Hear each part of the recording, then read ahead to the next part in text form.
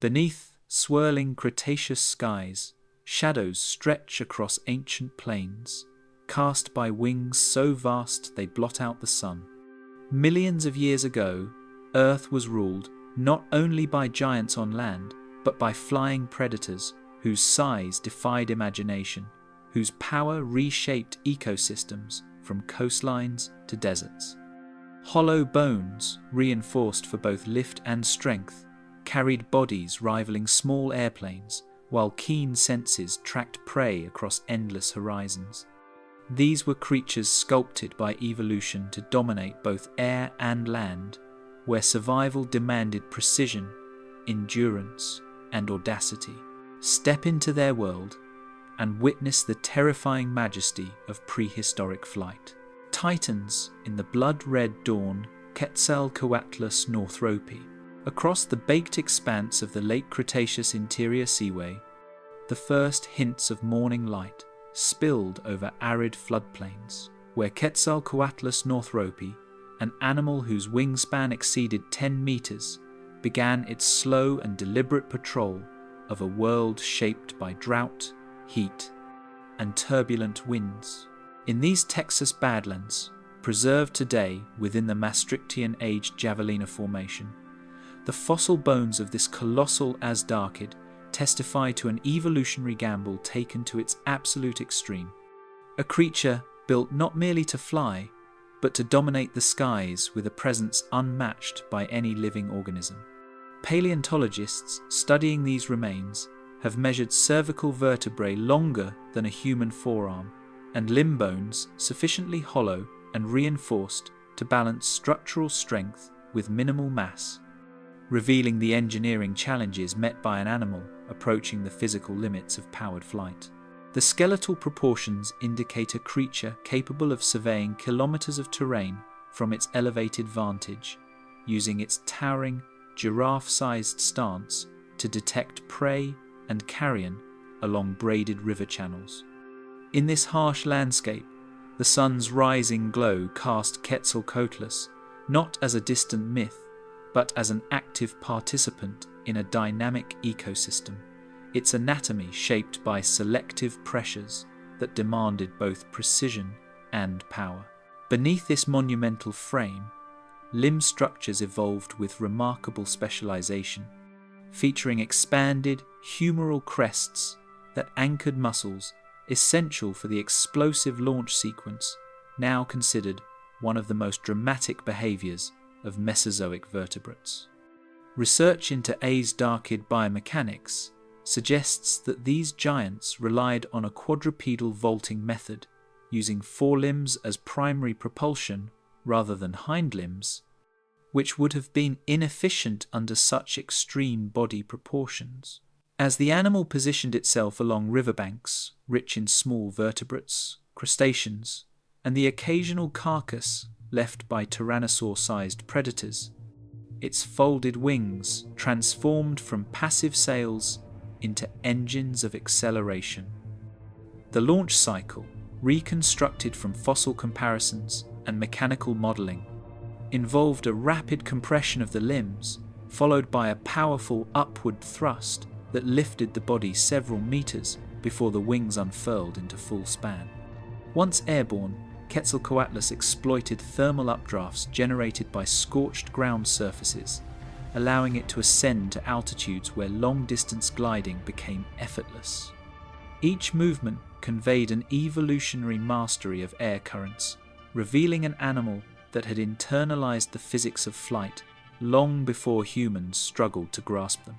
Along the margins of newly shifting river deltas, where seasonal floods carved fresh channels through silt and volcanic ash layers, the feeding behavior of Quetzalcoatlus becomes clearer through functional morphology and modern analog comparisons. The elongated, tapering skull, sometimes exceeding 2 meters in length, supports hypotheses that this predator did not fish like a skimmer, as once proposed, but instead used a terrestrial stalking strategy, similar to modern marabou storks or ground hornbills. Wear patterns on jaw tips, combined with limb proportions optimized for walking long distances, imply that Quetzalcoatlus moved deliberately across open terrain, scanning for juvenile dinosaurs, scavenging opportunities, or small mammals that darted between the roots of Cretaceous conifers. Stable isotope studies from related Age darkids show feeding patterns consistent with mixed terrestrial diets rather than aquatic specialization, reinforcing the image of an apex aerial hunter that preferred dry, sparsely vegetated habitats. Here, each footfall compressed ancient soils rich in mineral deposits, creating footprints that, though rarely preserved, must once have dotted the sun-cracked earth like ghostly markers of dominance. As the day advanced and convection currents strengthened, the aerodynamic profile of this colossal flyer enabled soaring techniques that minimized energy expenditure despite its size, showcasing adaptations refined over millions of years within the Ajdarachidae lineage. Wing surface reconstructions suggest membranes stretched between elongated fourth fingers and the body, reinforced by a network of collagen fibers known as actinofibrils that stiffened the wing and improved control under high wind loads. These structural elements, preserved in exceptional fossil relatives, provide insight into how such a large animal maintained stability during sustained glides, bank turns, and altitude shifts. By leveraging thermal columns rising from semi-arid plains, Quetzalcoatlus may have traveled tens of kilometers per hour with minimal flapping, functioning less like a giant bird and more like a living sailplane carrying the legacy of an ancient biomechanical experiment. The distribution of fossils across former shorelines indicates that these animals could cross vast stretches of terrain, linking river deltas, nesting grounds, and feeding territories with extraordinary efficiency. In these moments of effortless travel, the creature's massive wings carved pathways through sky layers dense with atmospheric moisture and volcanic dust, leaving ephemeral traces in turbulent air. Beyond its physical grandeur, the very presence of Quetzalcoatlus northropi reshaped ecological relationships within its environment, influencing predator-prey dynamics, scavenging hierarchies, and competitive pressures among other aerial and terrestrial species. Smaller pterosaurs, already declining by the late Cretaceous, may have been displaced from certain habitats due to the imposing dominance of these giants, while young dinosaurs dwelling near river margins remained vulnerable to sudden aerial ambushes. Fossil evidence from contemporaneous formations indicates fluctuating biodiversity and shifting niches, suggesting that large Azhdarchids played a role in structuring the distribution and behavior of animals that shared the same floodplain ecosystems. Nesting strategies remain speculative, but broader Azhdarchid data points to ground nesting colonies positioned in relatively open terrain where thermoregulatory conditions favored rapid incubation. Each component of this animal's life history contributes to a more complete understanding of how late Cretaceous landscapes functioned as interconnected systems shaped by climate cycles, tectonic uplift, and biological innovation on enormous scales. Toward evening, when the sun dipped toward the horizon and painted the sky in vivid reds filtered through volcanic aerosols, Quetzalcoatlus enacted one of the most visually arresting behaviors in the Mesozoic, a towering silhouette unfolding its wings for a final ascent before nightfall. This spectacle, reconstructed through interdisciplinary studies that merge anatomical evidence with atmospheric modelling, emphasizes how deeply the environment influenced flight dynamics at the time. Increased particulate matter in the air may have enhanced the strength of late-day thermals, enabling the giant pterosaur to gain altitude even as temperatures cooled. From these elevated positions, the animal surveyed territories that stretched far beyond any physical boundary, embodying both the fragility and power inherent in life forms that push the envelope of biomechanical possibility.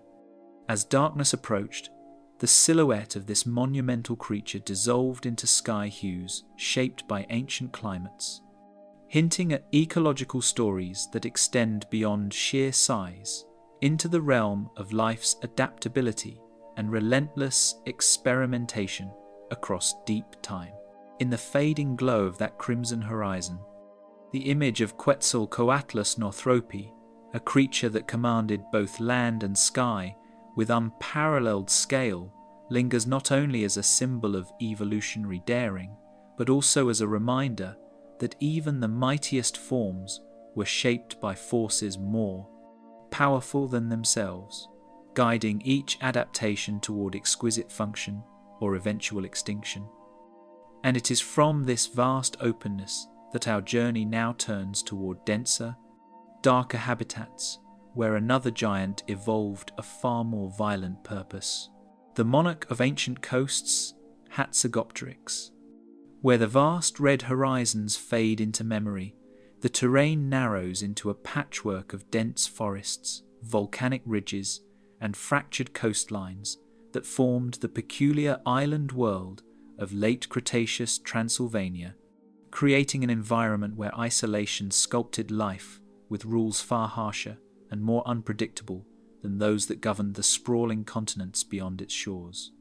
In this restricted realm, known today as the Hasseg Basin, rising sea levels, shifting fault lines, and episodic volcanic activity carved out a fragmented archipelago whose fauna endured cycles of scarcity and opportunity that forced rapid evolutionary trade-offs.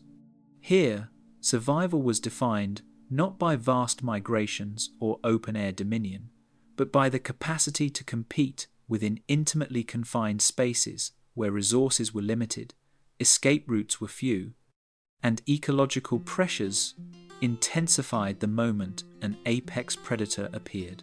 Within this insular landscape, the colossal and unusually wide skull of Hatzegopteryx emerges from the fossil record as a revelation of raw predatory force, offering paleontologists a rare glimpse into the capability of a pterosaur that defied nearly every expectation of its fragile-boned lineage. The skull's reconstructed width approaches 3 full meters, an extraordinary measurement for any flying reptile, and one that immediately suggests a creature far more robustly built than its age-darked relatives.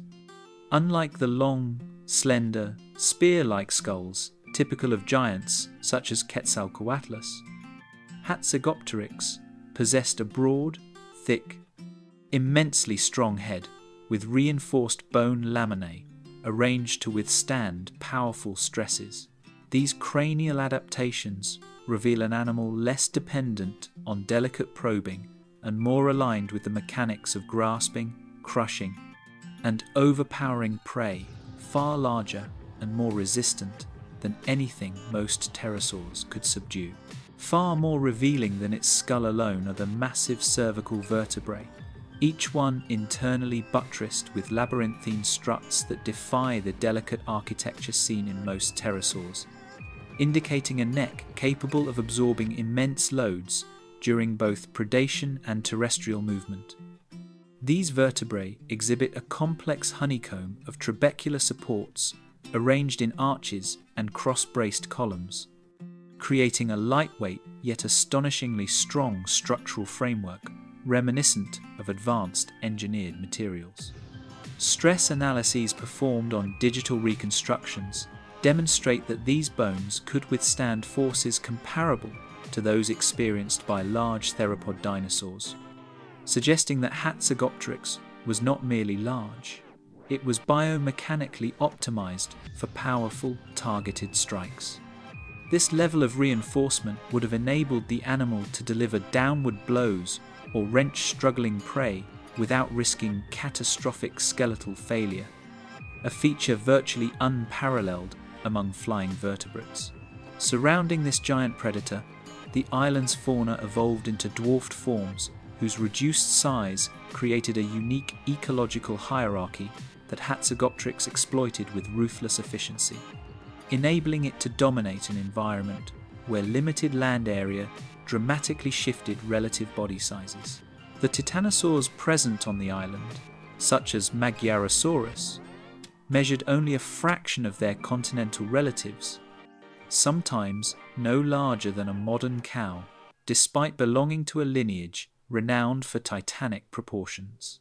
Dwarf ornithopods, small hadrosaurs, and an array of compact mammals and reptiles formed a miniature bestiary whose reduced mass made them far more vulnerable to predation by a giant that, under normal circumstances, might not have considered such prey worth the effort. Island dwarfism, a well-documented evolutionary outcome of resource scarcity, thus inadvertently furnished Hatzegopteryx with an abundance of appropriately sized targets perfectly scaled to its predatory toolkit. Evidence drawn from structural analyses and paleoecological modelling points toward a hunting strategy dominated by swift terrestrial assaults, where ground-based ambushes replaced the long-distance gliding behaviours of its continental relatives, transforming this pterosaur into a uniquely land-focused predator. Trackway comparisons and anatomical studies suggest that aged archids were competent walkers with elongated limbs adapted for efficient ground movement, but Hatzegopteryx appears to have taken this trait to an extreme by relying predominantly on terrestrial stalking. The combination of a powerful neck, reinforced skull, and elevated body position would have allowed it to strike downward with tremendous acceleration, dispatching prey quickly before retreating into the broken terrain. This behavioural interpretation aligns with the physical limitations of island flight-restricted launch zones, unpredictable winds, and dense vegetation, which together imply that this creature's dominance hinged on its capability to attack decisively on land rather than from the sky. Reconstruction of jaw mechanics suggests that this predator possessed a bite capable of fracturing bone and overpowering prey in confined spaces where escape routes were scarce, and terrain frequently funneled animals into narrow channels.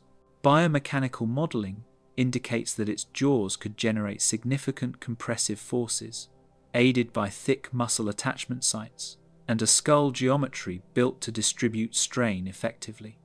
Such power would have enabled Hatzegopteryx to crush limbs, puncture rib cages, or deliver fatal blows to dwarf dinosaurs that lacked the defensive bulk of their mainland ancestors. Moreover, the downward angled articulation of the jaw joints hints at a striking technique that leveraged both the weight of the head and the momentum of the neck, creating a predatory mechanism far more akin to that of a terrestrial carnivore than a typical pterosaur. Throughout the island ecosystem, the dominance of this formidable aerial reptile altered population balances, forcing prey species into constant recalibration of their survival strategies. Its sustained predatory pressure likely shaped the evolutionary course of nearly every vertebrate present, fostering a landscape where vigilance, agility, and smaller body sizes became essential traits. Small herbivores may have developed heightened alert behaviors, keeping to thicker vegetation or moving in tighter groups to avoid detection. Predation pressure from Hatzegopteryx likely contributed to further size reductions in some species, as smaller individuals required fewer resources, reproduced more rapidly, and could evade predators more effectively within dense undergrowth.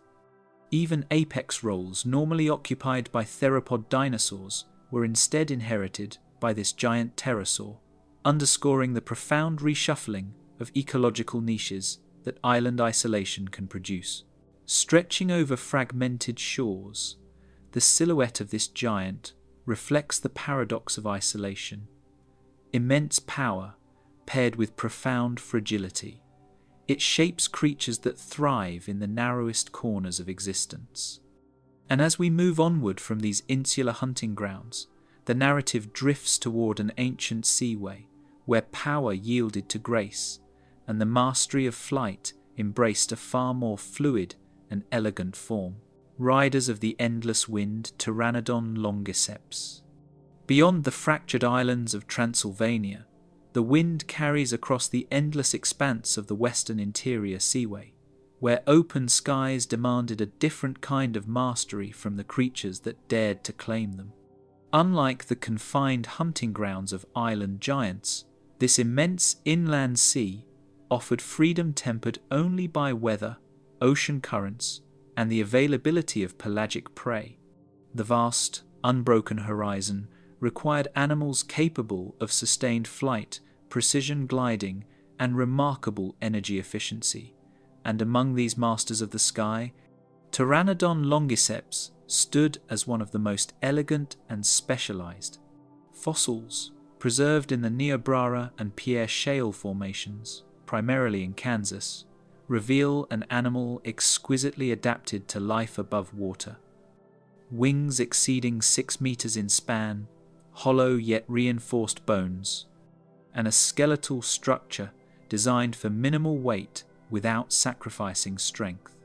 Here, the story of flight shifts from brute power to finesse, exploring the balance of endurance, aerodynamics, and predatory precision.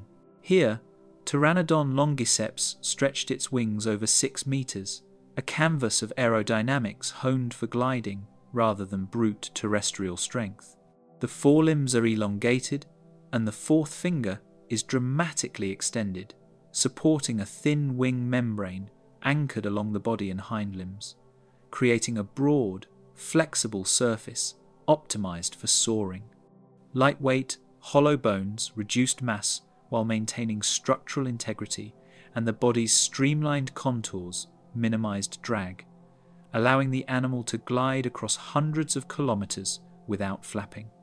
Unlike continental giants such as Quetzalcoatlus, whose skeletal adaptations favored short bursts of power to capture prey on land, Pteranodon embodies flight as a continuous, energy-efficient journey, a living sail stretched taut across ocean winds.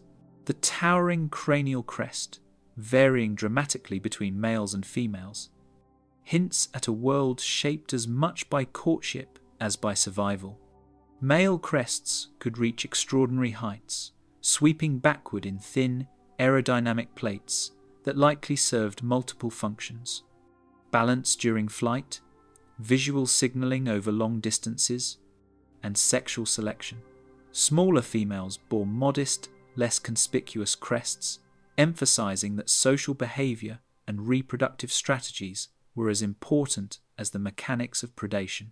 Fossil assemblages suggest that colonies may have been organized along cliffs overlooking the seaway, where display, nesting, and territorial disputes played out under constant aerial surveillance. These crests were not merely decorative, they reveal an intricate interplay between biology, environment, and evolutionary pressures shaping an apex flyer's life history. Plunging talonless beaks into pelagic fish, these pterosaurs exploited a rich marine food web, their hunting patterns choreographed by currents and shifting shoals. Unlike earlier terrestrial pterosaurs that captured prey on land or in shallow rivers, Pteranodon relied on a diet almost exclusively of fish and cephalopods, skimming the ocean's surface or performing shallow plunges to seize moving targets. Jaw morphology, with long, slender beaks and interlocking teethless tips, enabled precise capture of slippery prey without excessive energy expenditure. Stable isotope analyses of associated fossils support a high trophic level diet, and sedimentary evidence indicates that these pterosaurs often hunted in proximity to large schools of fish, adapting their movements to both biological and physical oceanography. Feeding was thus a complex, dynamic interplay between anatomy, behavior, and environmental cues. With lightweight bones, elongated forelimbs, and precisely angled wing membranes, Pteranodon could glide for hours without flapping, converting rising thermals into effortless travel across hundreds of kilometers. Computational models of pterosaur aerodynamics indicate that their wing shape produced highly efficient lift-to-drag ratios, while subtle changes in wing tension allowed rapid maneuvering during long glides. These adaptations minimized metabolic cost, enabling seasonal migrations or extended foraging flights over the open sea. Unlike the island-bound Hatzegopteryx, which relied on brute strength and terrestrial stalking, Pteranodon mastered efficiency. Every aspect of its anatomy, from limb length to membrane elasticity, was engineered to convert natural forces into sustained, controlled flight, turning the vast seaway into both hunting ground and highway. Fossil evidence and sedimentary distribution suggest seasonal movement, with males possibly congregating on cliffside colonies to display, mate, and defend aerial territories. Nesting sites, identified by associated eggs and juvenile remains, imply that cliff faces offered both protection and advantageous wind currents for fledgling flight training. Males with larger crests may have competed for the best nesting sites, while females selected mates based on crest size or aerial prowess, creating a delicate social structure influenced by both environment and morphology. These colonies, spanning kilometers along limestone cliffs, reveal a highly coordinated use of space, where behavioral ecology intersected with physical adaptation to support reproduction in an open, wind-swept habitat. The chalk beds of Kansas, where the majority of fossils are preserved, reveal an inland sea teeming with fish, cephalopods, and marine reptiles, a stage upon which these graceful predators dominated. The Niobrara and Pierre formations chronicle a world where ocean currents, nutrient cycles, and seasonal changes shaped ecological opportunities, allowing Pteranodon to exploit rich food resources while minimizing competition.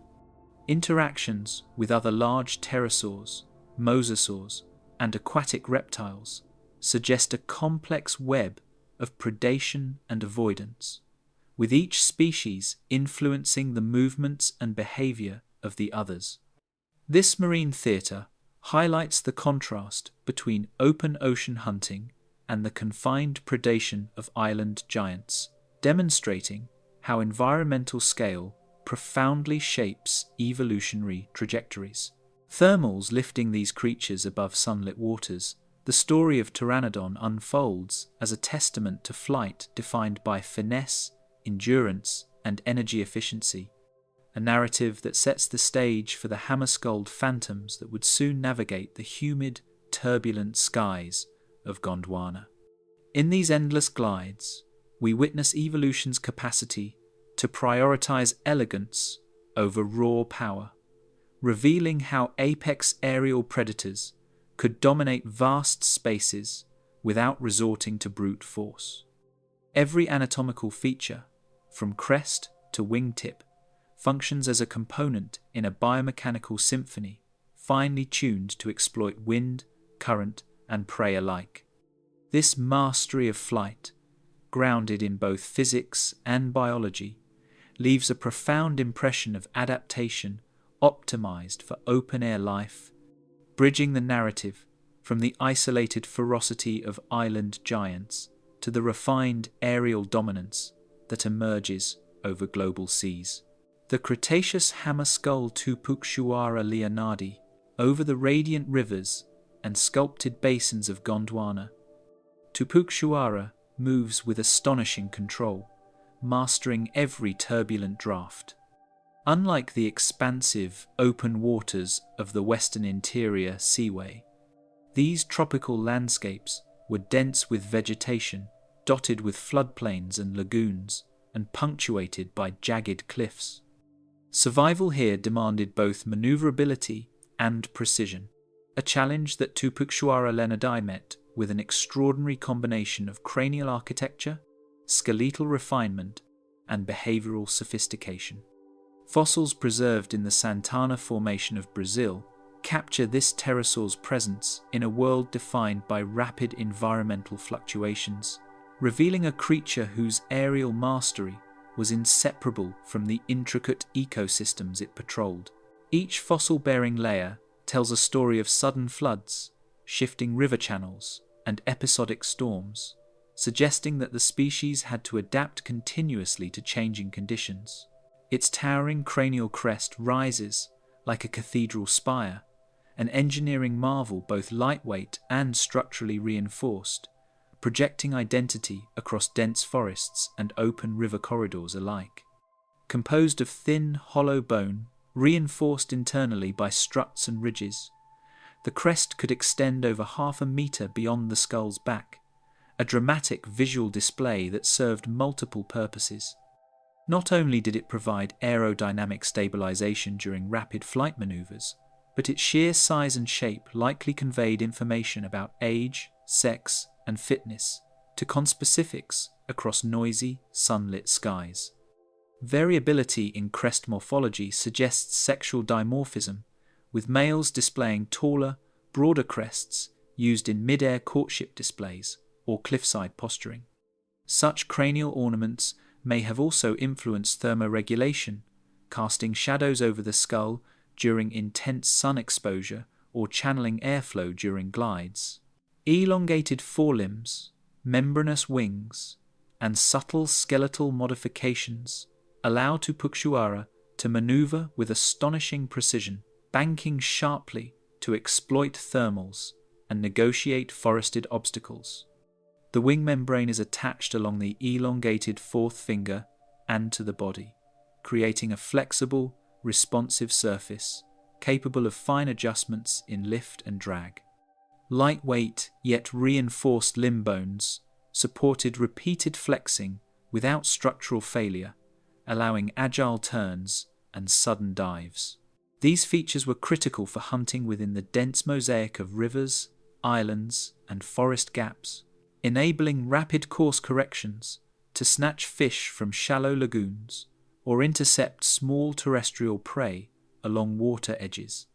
Compared to Pteranodon, whose flight emphasized long-distance gliding, Tupacchuara's aerodynamics prioritized agility and precise control within a three-dimensional, obstacle-rich environment.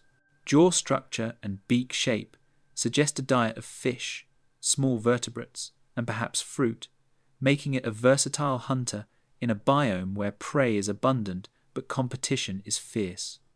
The toothless, tapered beak could snatch fish from shallow lagoons or plunge into slower-moving rivers, while cranial strength allowed it to handle small vertebrate prey without injury.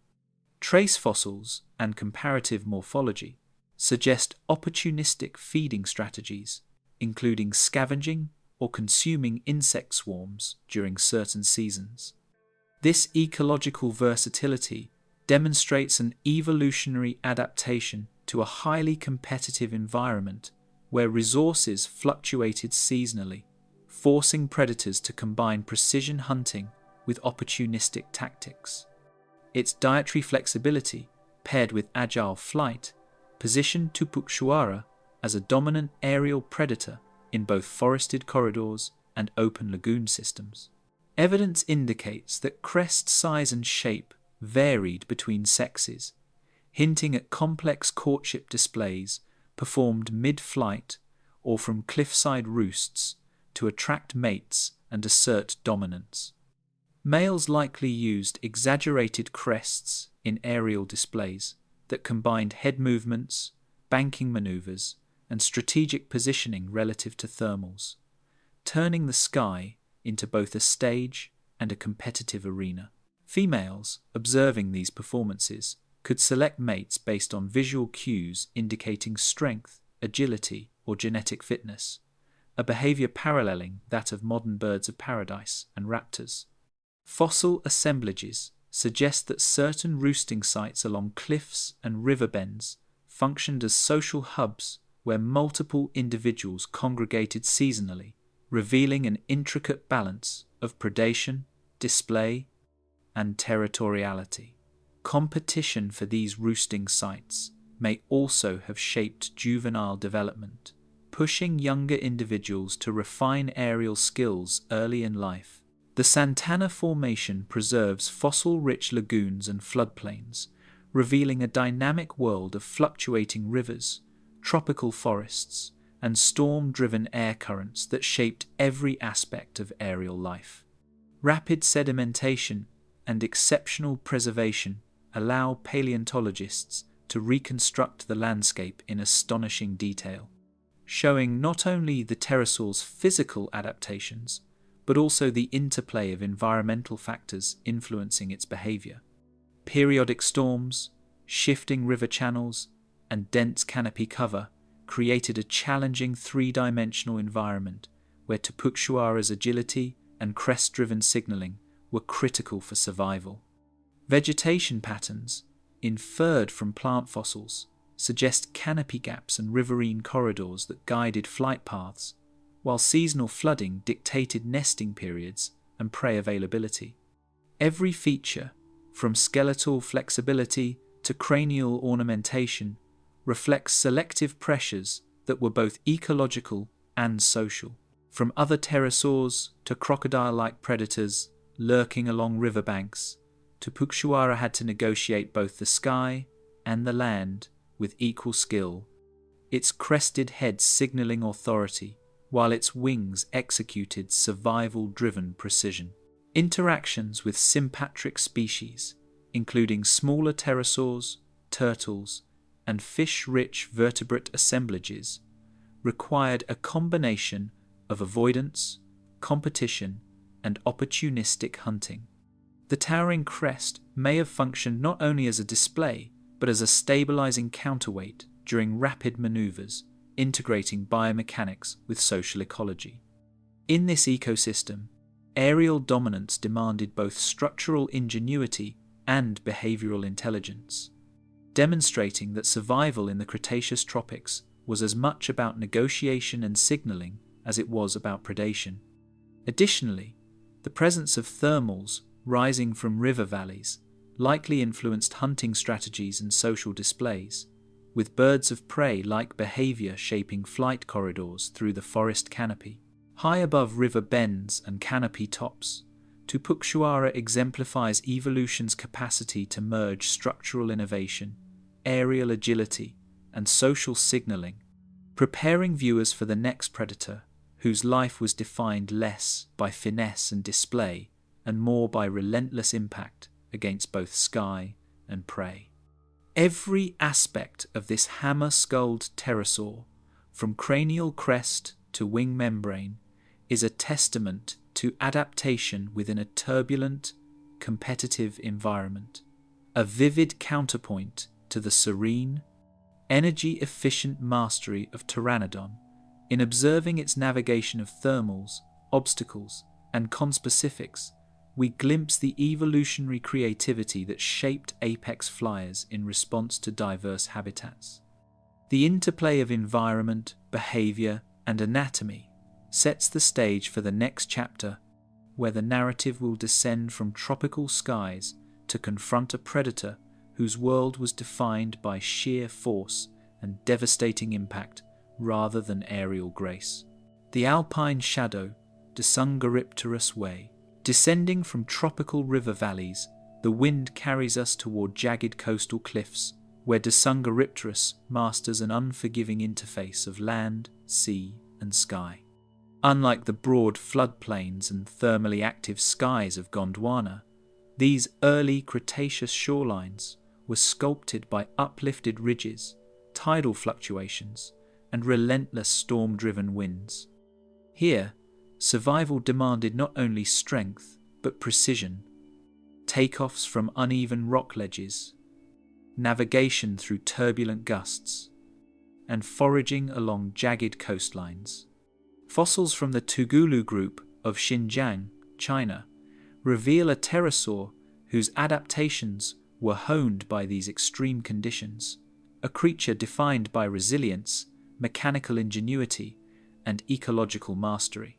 A robust, narrow skull, crowned with a low crest, conceals formidable jaws and thick, peg-like teeth, perfectly designed to crush mollusks and shellfish clinging to rocks. The dentition, unusually stout for a pterosaur, allowed Desungaripterus to exploit prey unavailable to more gracile competitors, breaking shells with precision force without fracturing its own jaws. Analysis of jaw biomechanics shows reinforced bone structure that could absorb repeated stress during crushing, while the slightly curved beak facilitated precise handling of rounded, slippery prey. This combination of skull robustness and dental specialization positioned Desungaripterus as a coastal apex forager capable of dominating intertidal zones and rocky coves. Muscular forelimbs and broad wing membranes allow controlled takeoffs from uneven surfaces, while reinforced hindlimbs provide stability on cliff edges and tidal flats. Short, powerful wings contrasted with the long, graceful spans of open-sea flyers, trading distance for maneuverability. Fossil evidence indicates strong attachment points for flight muscles, enabling rapid flapping bursts to counteract gusting winds or abrupt updrafts along cliffs. Meanwhile, the hind limbs, heavily muscled and flexible, permitted secure landings on irregular rock outcrops and allowed the pterosaur to forage while standing on steep or uneven terrain. Each anatomical feature reflects a balance between aerial power and terrestrial stability, a mechanical compromise shaped by coastal life. Stomach contents and traces of feeding show that this predator relied primarily on hard-shelled organisms, yet sometimes hunted small vertebrates away from the shore. Shell fragments embedded in fossilized gut material show that mollusks and crustaceans formed the primary diet, while associated fossil footprints indicate excursions to nearby floodplains to snatch small vertebrates. Such dietary flexibility was critical for survival in an environment where prey abundance varied seasonally or after storm events. The combination of crushing jaws, precise wing control, and selective foraging allowed Desungaripterus to exploit both the static resources of intertidal zones and the mobile fauna of adjacent terrestrial habitats. Uplifted ridges and tidal zones create constant wind turbulence, demanding precise aerial control and robust skeletal adaptations to survive and hunt successfully. Wind tunnels of the early Cretaceous shoreline were created by cliffs rising tens of meters above the tide, generating unpredictable updrafts and downdrafts. Desungaripterus's low cranial crest may have played a subtle aerodynamic role, stabilizing head position during sharp maneuvers, while wing articulation allowed rapid changes in pitch and bank. Fossil evidence also suggests that the species may have used cliffside updrafts strategically, launching from rocky outcrops to gain immediate lift and conserve energy while positioning for prey capture. Competing pterosaurs, crustaceans, and shoreline reptiles shaped the behavior and territoriality of this coastal flyer, forcing a balance of aggression and efficiency. The shoreline was a densely populated ecological corridor where multiple pterosaur species overlapped in hunting grounds. Fossilized bite marks and overlapping nesting sites hint at competition, while indirect evidence suggests social or spatial partitioning to reduce conflict. Predators lurking along tidal flats, early crocodilians and large fish added additional layers of threat, requiring Desungaripterus to remain both vigilant and precise. Each flight path, landing, or foraging decision was therefore calibrated for safety, efficiency, and competitive advantage. In the calm coves and along tidal flats, traces indicate that Desungaripterus practiced selective nesting, forming colonies on stable rocky ledges above the reach of high tides. Fossilized eggs and trace impressions indicate that this pterosaur may have nested in small, dispersed colonies, where substrate stability was critical to prevent wave damage. The choice of ledges and crevices protected from both tidal surges and terrestrial predators. Incubation likely relied on burial in sediment or careful positioning of eggs beneath overhangs, while hatchlings would have been precocial, capable of short flights or flaps shortly after emergence. This reproductive strategy underscores how coastal predators balanced energy-intensive flight and feeding with the demands of raising offspring in a harsh, mechanically challenging environment. Such nesting behavior offers insight into social dynamics, site fidelity, and survival strategies unique to rocky shoreline habitats. Shorter wingspans compared to open-sea pterosaurs confer greater maneuverability, allowing sudden banking and rapid flares in turbulent winds, converting power into precision. Biomechanical models indicate that D. Sungaripterus could generate lift with rapid wing beats while maintaining control over steep ascents and sharp dives. These adaptations highlight the evolutionary trade-offs between distance and agility, with coastal life favoring responsive flight rather than prolonged glides. Additionally, the pterosaur's tail and limb proportions allowed quick stabilization mid-air, enabling it to exploit narrow hunting corridors between rocks, tidal pools, and dense vegetation. From the turbulent shorelines to the jagged ridges, Disungaripterus embodies a predator shaped by environment and necessity, where anatomical strength and behavioral sophistication coalesce into survival expertise. Its crushing beak, muscular wings, and agile limbs illustrate evolution's capacity to sculpt species for extreme ecological niches, a stark contrast to the display-driven elegance of Tuputsuara. Observing fossilized remains alongside sedimentological context, paleontologists reconstruct a coastal realm of gusting winds, hard prey, and environmental unpredictability, a world where mastery of cliffs and tides was the key to survival.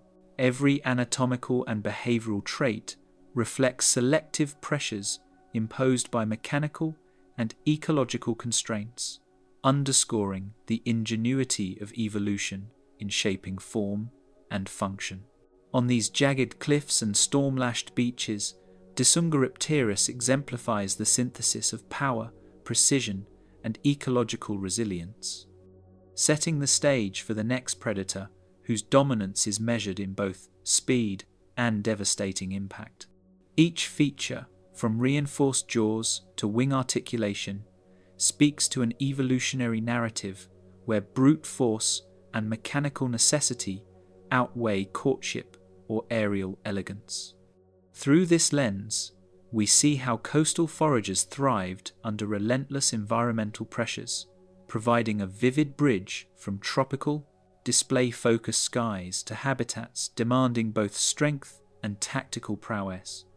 This pterosaur's mastery of rock, wind, and prey anticipates the next chapter, where flight meets predation in an even more ferocious expression of survival. Storm King of the early Cretaceous, Anhanguera Santanay. Lightning flashes across the restless ocean as Anhanguera emerges from turbulent thermals, wings slicing through the moist, salt-laden air with effortless grace. Unlike the cliff-bound hunters of jagged shorelines, this early Cretaceous pterosaur ruled the open coastal waters of the Santana Formation, gliding for hours above shoals of fish and shallow bays. Every anatomical feature, from elongated jaws to narrow, high aspect ratio wings, reflects a life honed for energy-efficient mastery of unpredictable weather. Fossil evidence of interlocking teeth and wing morphology paints a portrait of a predator perfectly adapted to exploit both wind currents and surface prey, a far cry from the brute force tactics of coastal foragers like Disungaripterus. Equipped with interlocking teeth along slender, pointed jaws, it mastered the art of seizing fish, letting currents and gusts guide its strikes. This jaw design, coupled with a slightly flattened snout, minimized water resistance during strikes, enabling instantaneous closure upon contact. Microscopic wear patterns on teeth indicate repetitive surface skimming, and occasional prey remnants embedded in fossilized gut material confirm a diet overwhelmingly dominated by fast-swimming fish. Biomechanical studies show that the skull could withstand significant torsional stress, allowing Anhanguera to make rapid lateral corrections during pursuit without compromising bite force or accuracy. A modest cranial crest provides aerodynamic balance, while large orbits and specialized inner ear structures fine-tune navigation in turbulent air. Unlike the hammer-shaped crests of Tupushwara, this smaller crest primarily stabilizes flight rather than signaling social or reproductive status. Inner ear anatomy suggests a heightened sensitivity to pitch and roll, crucial for maintaining equilibrium in gusting coastal winds. Coupled with keen eyesight, these adaptations allowed the pterosaur to spot shimmering schools of fish from hundreds of meters above the water, timing dives with the precision of a practiced hunter, exploiting both thermals and prey movement. Long, narrow wings with high aspect ratios generate lift for sustained glides, enabling energy-efficient patrolling of open ocean expanses. Wing bones were hollow but robust, balancing strength with weight reduction, while the membranes extended to finely tuned proportions for maximum aerodynamic efficiency. Fossilized impressions indicate strong, flexible finger bones controlling wing tension, allowing subtle adjustments mid-glide. Unlike the coastal maneuverers, Anhanguera prioritized distance and endurance over rapid maneuverability, capable of patrolling kilometers of ocean in a single flight without fatiguing. Diving, swooping, and sudden lateral adjustments allow Anhanguera to snatch shoaling fish from surface waters with astonishing accuracy. Observations from biomechanical modeling suggest dives could reach up to 30 meters per second, with wings folding slightly to reduce drag and increase precision. The pterosaur often approached prey from above, banking along thermals to gain both height and leverage, then snapping jaws shut in milliseconds. The combination of speed, timing, and jaw morphology created a hunting strategy refined over millions of years, one that required no brute force but demanded perfect coordination between environment, anatomy, and neural control. Unpredictable storms and shifting coastal currents demanded flexibility in flight patterns, reflexes, and energy management, shaping evolutionary refinements. Fossil evidence shows Anhanguera in inhabited regions subject to sudden squalls and gusts, where failure to adjust could result in injury or loss of prey. Wing design, sensory adaptations, and flight behavior were all integrated responses to these pressures, illustrating evolution's capacity to sculpt organisms for both survival and specialization. This was a predator, shaped not by competition for shelter, but by the mercurial physics of wind, water, and prey behavior. Other marine pterosaurs, predatory fish, and squid influenced hunting strategies, driving both competition and niche specialization along the coastline.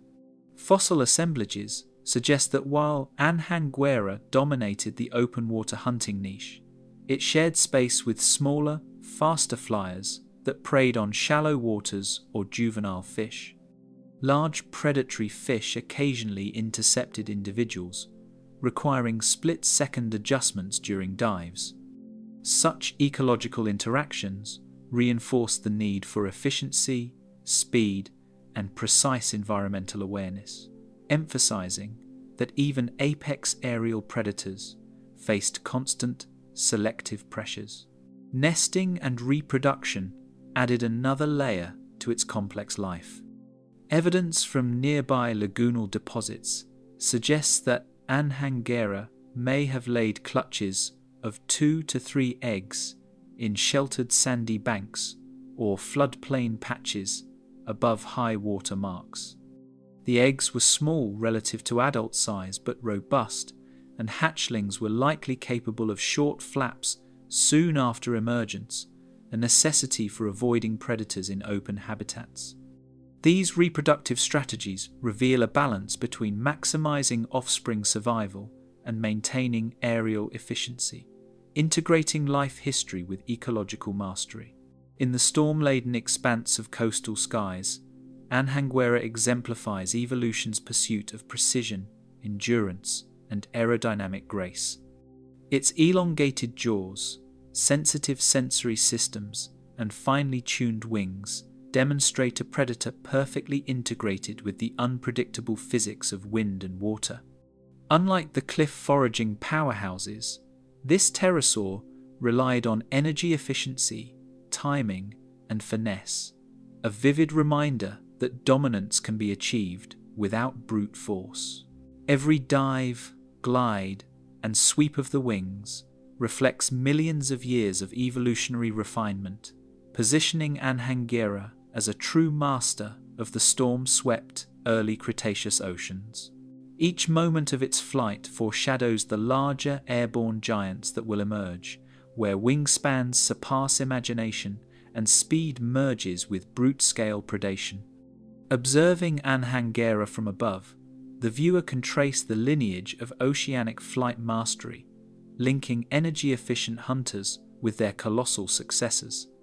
Its story bridges the coastal resilience of Dasyungaripterus and the aerial domination of future giants, a continuous thread in the tapestry of pterosaur evolution, where every adaptation, structural, sensory, and behavioral, serves survival in a dynamic, often violent, Mesozoic world. The Jurassic giant Dearc S. giathanak. Amid the mist-shrouded cliffs of ancient Scotland, Dearc S. giathanak stretches its wings over turbulent Jurassic seas, a precursor to the titanic flyers yet to come. Fossil evidence reveals that this giant pterosaur, the largest known from the Jurassic period, pushed the limits of early pterosaur size and aerodynamics. Wing membranes, preserved in rare fossil impressions, suggest a structure capable of both stability and controlled maneuvering, hinting at flight strategies that predate the energy-efficient gliding perfected by later Cretaceous species. The sheer scale of its skeletal framework, with elongated humeri and reinforced wing elements, provides a window into the evolutionary experimentation that allowed these pioneers to dominate both coastal skies and intertidal hunting grounds. Sediments from the Oxford clay reveal impressions of elongated bones and delicate wing membranes, evidence of a creature testing the limits of early pterosaur aerodynamics. These deposits, rich in marine and terrestrial fossils, allow paleontologists to reconstruct both anatomy and habitat. The cliffs of Scotland, steep and often windswept, provided natural thermals for gliding, while adjacent estuarine environments supplied abundant prey. The juxtaposition of fragile wing structures and massive skeletal supports illustrates a tension between size and maneuverability, a balancing act that would define giant pterosaur evolution for millions of years. Lightweight but reinforced wing bones illustrate a balance between strength and flexibility, enabling flight in wind-swept coastal canyons. The humerus and ulna, elongated and tubular, indicate adaptations for lift generation over extended distances. Fossil microstructure analysis shows evidence of pneumaticity, air-filled cavities, reducing weight without sacrificing rigidity. Wing proportions also hint at intermediate strategies between the slow, controlled flight of early pterosaurs and the high-speed glides of later oceanic hunters. In this sense, Dearc giathanak embodies a transitional form, a Jurassic experiment in scaling up flight mechanics while navigating the physical challenges of its habitat. A sharply pointed jaw, lined with slender teeth, reflects both predatory specialization and evolutionary experimentation in prey capture. Tooth arrangement suggests that Dirk primarily hunted fish and small cephalopods, snatching prey from the water surface or shallow tidal channels. Bite marks on co-occurring fossil fish indicate rapid strikes and precise targeting, revealing predation strategies remarkably sophisticated for its time. The skull's lightweight yet reinforced construction allowed powerful coordinated jaw movements, integrating both speed and strength into an early aerial hunting toolkit. Membrane attachment points suggest early control surfaces that improved lift, stability, and maneuverability during glides over cliffs and in thermal currents. Unlike later species with highly refined wing membranes, Dirk exhibits evidence of experimental adaptations. Small fibrous ridges along the wing margins may have acted as rudimentary airflow regulators, enhancing responsiveness during gusty conditions. Combined with a relatively short torso and strong pectoral musculature, these features allowed short bursts of flapping and agile turns, giving it a competitive advantage over smaller aerial predators and enabling it to navigate the narrow corridors of cliffside cliffs safely. Beneath its membranous wings, powerful pectoral muscles anchored to a keeled sternum converted potential energy from thermals into sustained glides and precise bursts of flapping. Fossilized attachment sites indicate robust musculature capable of supporting rapid wing beats when launching from cliffs or during evasive maneuvers. Biomechanical modeling suggests that this combination of flapping and gliding allowed Dirk to conserve energy during long flights while maintaining the ability to execute agile turns and dives over rocky shorelines. In essence, flight was not just a means of transport, but a finely tuned system of predator-prey interaction and environmental adaptation. Coastal cliffs, sudden storms, and intertidal prey shaped the behavioral strategies of Dirk, forcing a synergy between anatomical innovation and environmental challenge. Fossil assemblages indicate rapid growth rates, suggesting that juveniles had to achieve flight competence quickly to survive. Thermals rising from rocky outcrops would have offered lift but demanded constant sensory vigilance, requiring integration of vision, vestibular balance, and muscular control. These ecological pressures likely drove the evolution of a cranial structure that balanced skull weight with jaw functionality, reflecting a holistic adaptation to both hunting and flight demands. Alongside Dirk, smaller pterosaurs and coastal reptiles filled adjacent niches, their presence shaping flight patterns and hunting strategies through competition and predator-prey dynamics. Fossil evidence of co-occurring species suggests partitioning of hunting zones and prey types, with Dirk dominating larger fish and cephalopods, while smaller flyers and reptiles exploited shallow waters and tidal pools.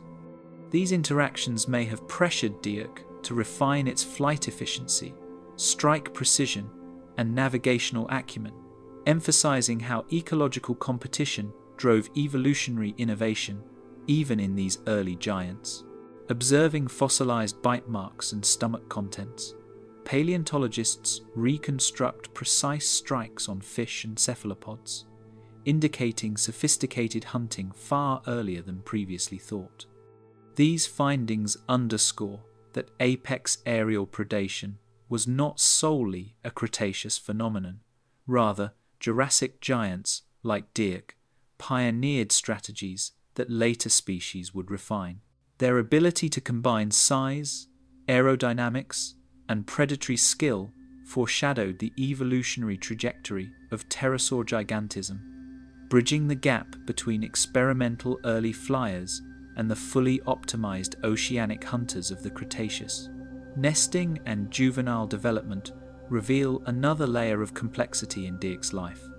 Fossilized eggs and trace evidence from coastal sediments suggest that, despite its size, this pterosaur may have laid small clutches in protected cliff niches.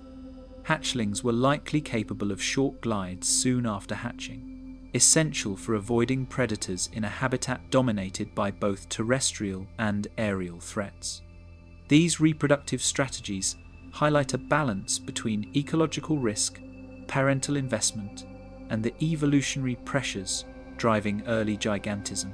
In the fog-laden Jurassic cliffs, Dirk Sciathanak represents both the audacity of early giants and the foundation of aerodynamic mastery that later flyers would refine into colossal, world-spanning dominance. Each anatomical innovation, from wing reinforcement to jaw precision, demonstrates a species experimenting with scale, flight, and predation long before the apex flyers of the Cretaceous evolved. By tracing the lineage from Dirk to oceanic storm hunters, and eventually to the colossal titans of the late Cretaceous, we witness evolution's iterative genius. The capacity to blend environmental pressures, predatory necessity, and biomechanical creativity into creatures that could not only survive, but dominate. This chapter sets the stage for the next evolutionary leap, where razor-edged jaws and refined aerial strategies converge into a new apex predator over coastal and inland waters. Serrated lords of the skyline Ornithoceras simus. Stretching across the open skies of Cretaceous Europe, Ornithoceras simus emerges as a flyer honed for endurance and precision, leaving Jurassic cliffs far behind. Winged shadows stretch across sunlit estuaries and tidal flats, a silhouette sculpted by evolutionary necessity. With a wingspan surpassing 6 meters, Ornithoceras dominated the aerial realm over shallow seas, relying not on brute force, but on a marriage of structural finesse and predatory specialization. Its skeletal framework, with elongated humeri and reinforced scapulae, reflects a lineage of pterosaurs moving from cliff-bound experimentation to mastery of long-distance flight, bridging ecological gaps between terrestrial and marine hunting grounds. Deposits along the Cambridge greensand reveal elongated jaw fragments and wing bones, capturing a predator capable of both distance and dexterity. These fossils allow paleontologists to reconstruct not just shape, but function. The skull, elongated and narrow, terminates in a pointed rostrum lined with interlocking, blade-like teeth. Such adaptations suggest a diet dominated by fish and cephalopods, snatched in mid-flight or plucked from turbulent waters. Combined with the fossilized wing bones, these discoveries demonstrate that Ornithoceras was both structurally optimized for gliding and behaviorally capable of precise predatory strikes. Robust yet lightweight humeri and reinforced scapulae hint at wings engineered for sustained glides across continental coastlines. Pneumatized bone reduced overall mass while preserving strength, allowing Ornithoceras to traverse vast distances with minimal energy expenditure. Wing proportions indicate a strategy reliant on dynamic soaring over coastal thermals rather than constant flapping, suggesting that endurance and stability were as critical as maneuverability. This early mastery of open-air mechanics allowed it to exploit food resources inaccessible to smaller, less specialized pterosaurs. Serrated edges along the jaws provide evidence of specialization for slicing fish and cephalopods from turbulent waters. Microwear analyses of fossil teeth reveal patterns consistent with gripping slippery prey, while jaw mechanics indicate that rapid lateral snapping complemented the vertical strikes typical of soaring hunters. These serrations likely function to reduce slippage, enabling the animal to capture prey in mid-air or just above the water surface, demonstrating an early convergence of flight and feeding specialization. The integration of skeletal and dental adaptations reflects the precision necessary for an apex predator in dynamic coastal ecosystems. Wing membrane structure, supported by elongated fourth fingers, reveals an aerodynamic efficiency that reduced energy expenditure over vast distances. Fossilized impressions suggest a thin, fibrous network capable of both lift and fine control. This configuration allowed the pterosaur to ride thermals for hours, scanning estuaries, lagoons, and open waters with minimal muscular effort. Stabilizing structures along the trailing edge of the wings hint at rudimentary airflow modulation, enhancing control during gusty coastal winds. Each anatomical detail, bone, joint, and membrane, demonstrates evolutionary refinement toward endurance flight, a hallmark of Ornithocheirus' ecological success. Wind patterns along Cretaceous coastlines shaped every aspect of Ornithocheirus' flight, dictating hunting altitudes, gliding paths, and seasonal movement. Prevailing breezes and rising thermals provided lift, allowing this giant to conserve energy while patrolling expansive waters. Fossilized wing joints suggest subtle adjustments could alter membrane tension, letting the pterosaur ride gusts or adjust for sudden shifts in wind strength.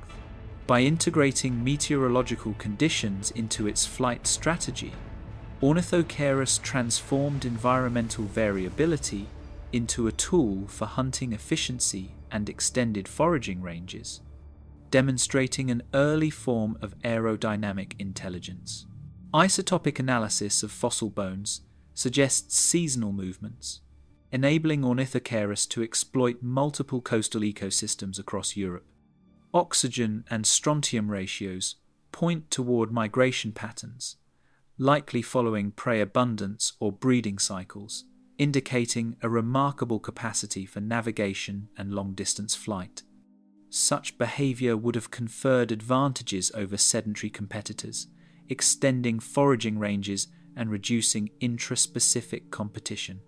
This ability to traverse hundreds of kilometers underscores the species' role as one of the Cretaceous' most widespread aerial predators, a master of both distance and precision. Competition with smaller pterosaurs and marine reptiles shaped both hunting strategies and wing morphology, highlighting adaptive responses to ecological pressures. Fossil assemblages suggest niche partitioning, where Ornithocheirus exploited larger or more agile prey while avoiding overlap with contemporaneous species. Its serrated jaws, elongated rostrum, and broad wings indicate specialization toward open coast hunting, while smaller pterosaurs targeted sheltered bays and estuaries. This dynamic reflects an evolutionary arms race. Aerodynamic efficiency and predatory specialization became crucial for survival in a sky filled with rivals, predators, and environmental unpredictability. Keen vision and sensitive cranial structures amplified the hunter's precision, allowing detection of prey from hundreds of meters above the water. Ocular adaptations, including enlarged orbit cavities and possible specialized retinal structures, permitted tracking of moving fish from high above. Cranial pits may have functioned as mechanoreceptors, sensing airflow or subtle water disturbances below. Coordinating visual input with wing adjustments enabled rapid dives and precise snatches, making Ornithocheirus not only a long-distance traveler, but an exceptional hunter in both open oceans and estuarine environments. The fossil record also hints at reproductive strategies that complemented its migratory and predatory lifestyle. Evidence from associated sediment layers indicates nesting on isolated sandbanks or low-lying coastal ridges, where hatchlings likely engaged in short glides soon after emerging. Juveniles would have developed flight muscles rapidly, balancing vulnerability with the need for early mobility. These reproductive behaviors demonstrate how evolution shaped not only anatomy and hunting strategies, but also life history, ensuring that the species could sustain its populations across shifting coastal landscapes. Within the mangrove-dense landscapes of Cretaceous Europe, Ornithocheirus showcases the evolutionary fusion of cranial, dental, and wing features that enabled mastery of both sky and sea. Every anatomical refinement, from serrated teeth to reinforced wing joints, illustrates a synergy between energy-efficient flight and predatory precision.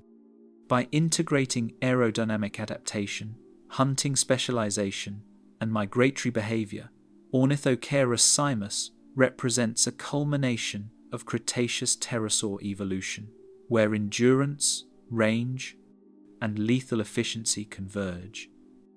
Its dominance over European skies sets a thematic bridge toward the next chapter, where colossal crests and aerial combat redefine the stakes for airborne giants. Masters of the mangrove twilight, Thalassodromeus sethi. Through dappled mangrove light, the colossal form of Thalassodromeus swept low, its shadow skimming the surface of the estuary. In these humid, light-dappled habitats, the giant pterosaur maneuvered with surprising agility, threading between tangled roots and narrow channels while scanning for prey. Wings extended over 6 meters, their membranes reinforced yet flexible, allowed sudden dives and sharp turns, impossible for less specialized flyers. The interplay of shadow, leaf, and reflection below emphasized the creature's combination of size and finesse, a paradoxical mastery of space both expansive and cluttered.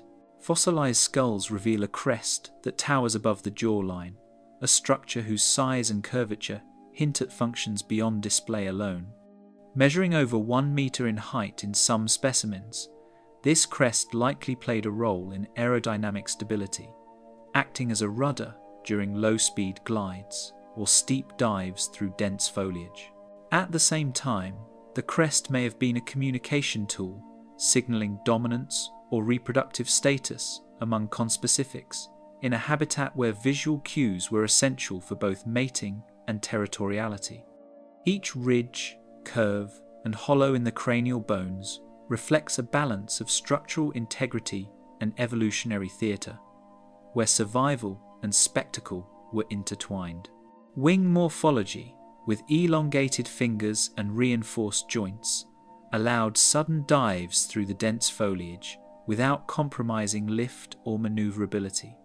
The primary wing membrane, anchored along the 4th digit, was both resilient and sensitive, enabling subtle adjustments to currents created by towering trees and estuarine breezes. Pterosaur biomechanics indicate that such flexibility permitted tight turns while maintaining altitude, allowing Thalassodromeus to exploit niches unreachable by other aerial predators. Flight paths through mangrove tunnels were not random.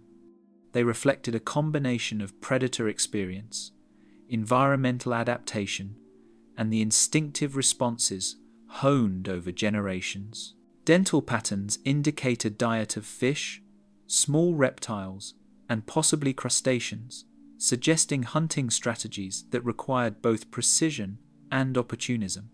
The elongated jaws, equipped with sharp, interlocking teeth, enabled rapid side-to-side snatches in shallow waters and narrow channels.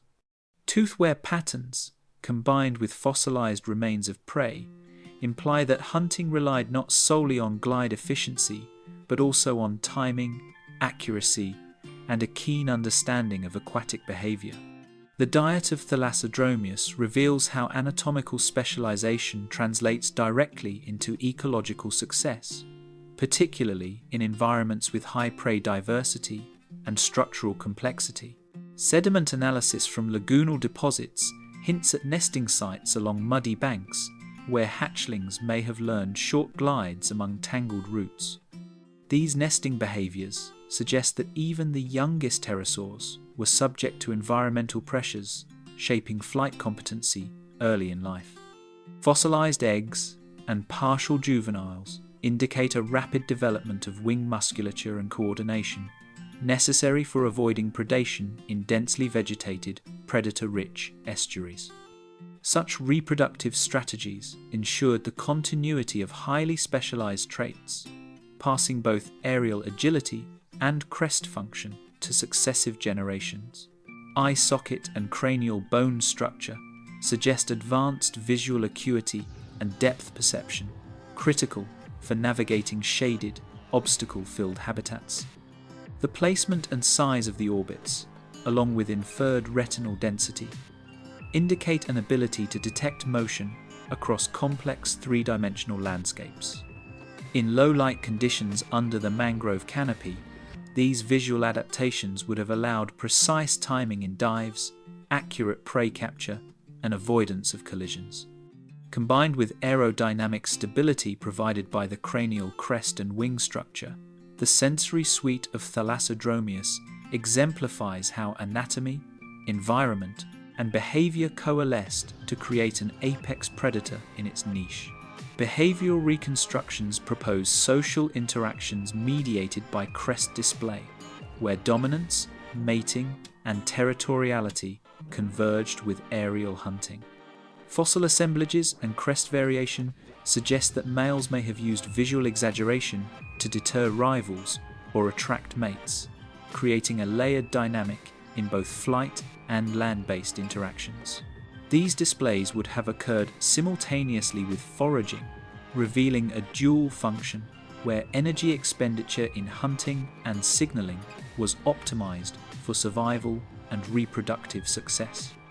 Such interplay of social and ecological pressures underscores the complexity of life in mangrove ecosystems.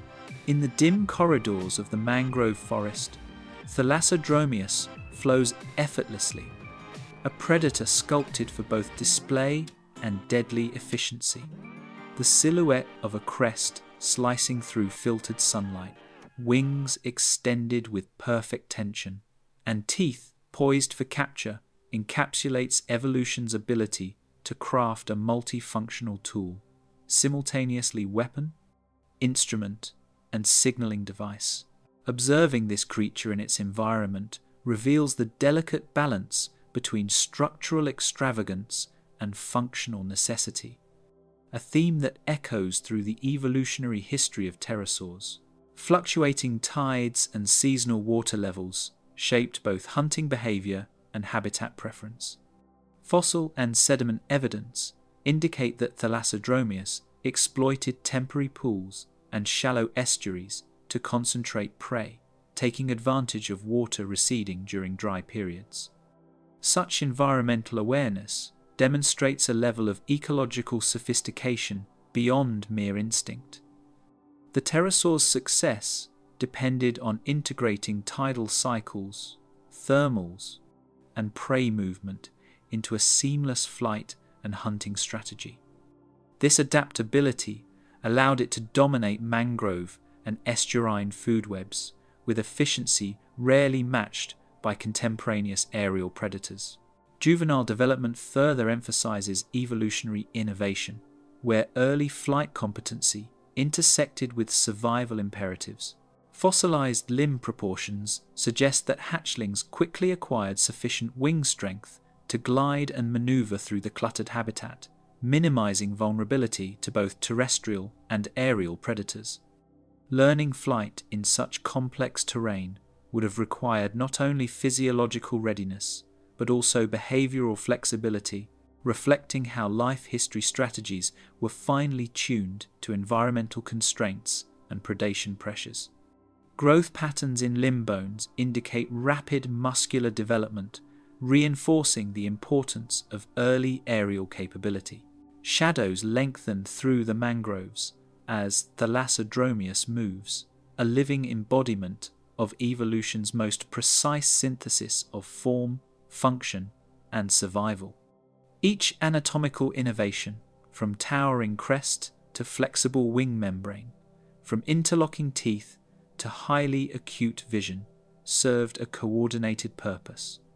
The interplay of predation, social signaling, and environmental mastery highlights how species evolved to occupy highly specialized niches, thriving in habitats where complexity demanded both agility and intelligence. Its life in the filtered light of ancient mangroves bridges the evolutionary narrative from broad-range oceanic hunters like Ornithoceras to later, more specialized crested giants, setting the stage for the exploration of slender-necked stalkers who navigated arid plains with grace and deadly precision. The silent crane of the Cretaceous Mistralage darco-magi. Between the scattered shrubs, Mistralage darcho glides over sunlit sands, each sweep of its neck deliberate and controlled. In the open plains of late Cretaceous southern France, this asdarchid moved with a grace that belied its enormous size, standing tall on elongated limbs that carried both height and precision. Unlike its coastal or mangrove-dwelling cousins, Mistralage darco relied on stealth rather than aerial agility to hunt, stalking prey in environments where cover was minimal and every movement was exposed to potential threats. Each step, careful and calculated, allowed this towering predator to bridge the gap between predator and prey without alerting its quarry. The structure of the cervical bones suggests a neck engineered for rapid, targeted strikes, efficiently reaching prey within a few meters. Composed of elongated, lightly constructed vertebrae, the neck allowed rapid extension and retraction, enabling the pterosaur to seize small vertebrates, lizards, and even hatchling dinosaurs from open terrain.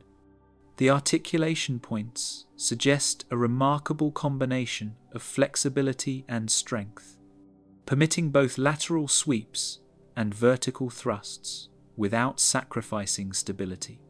Such adaptations indicate an evolutionary emphasis on terrestrial hunting, contrasting sharply with the low-speed, highly maneuverable dives of estuarine specialists like Thalassodromeus.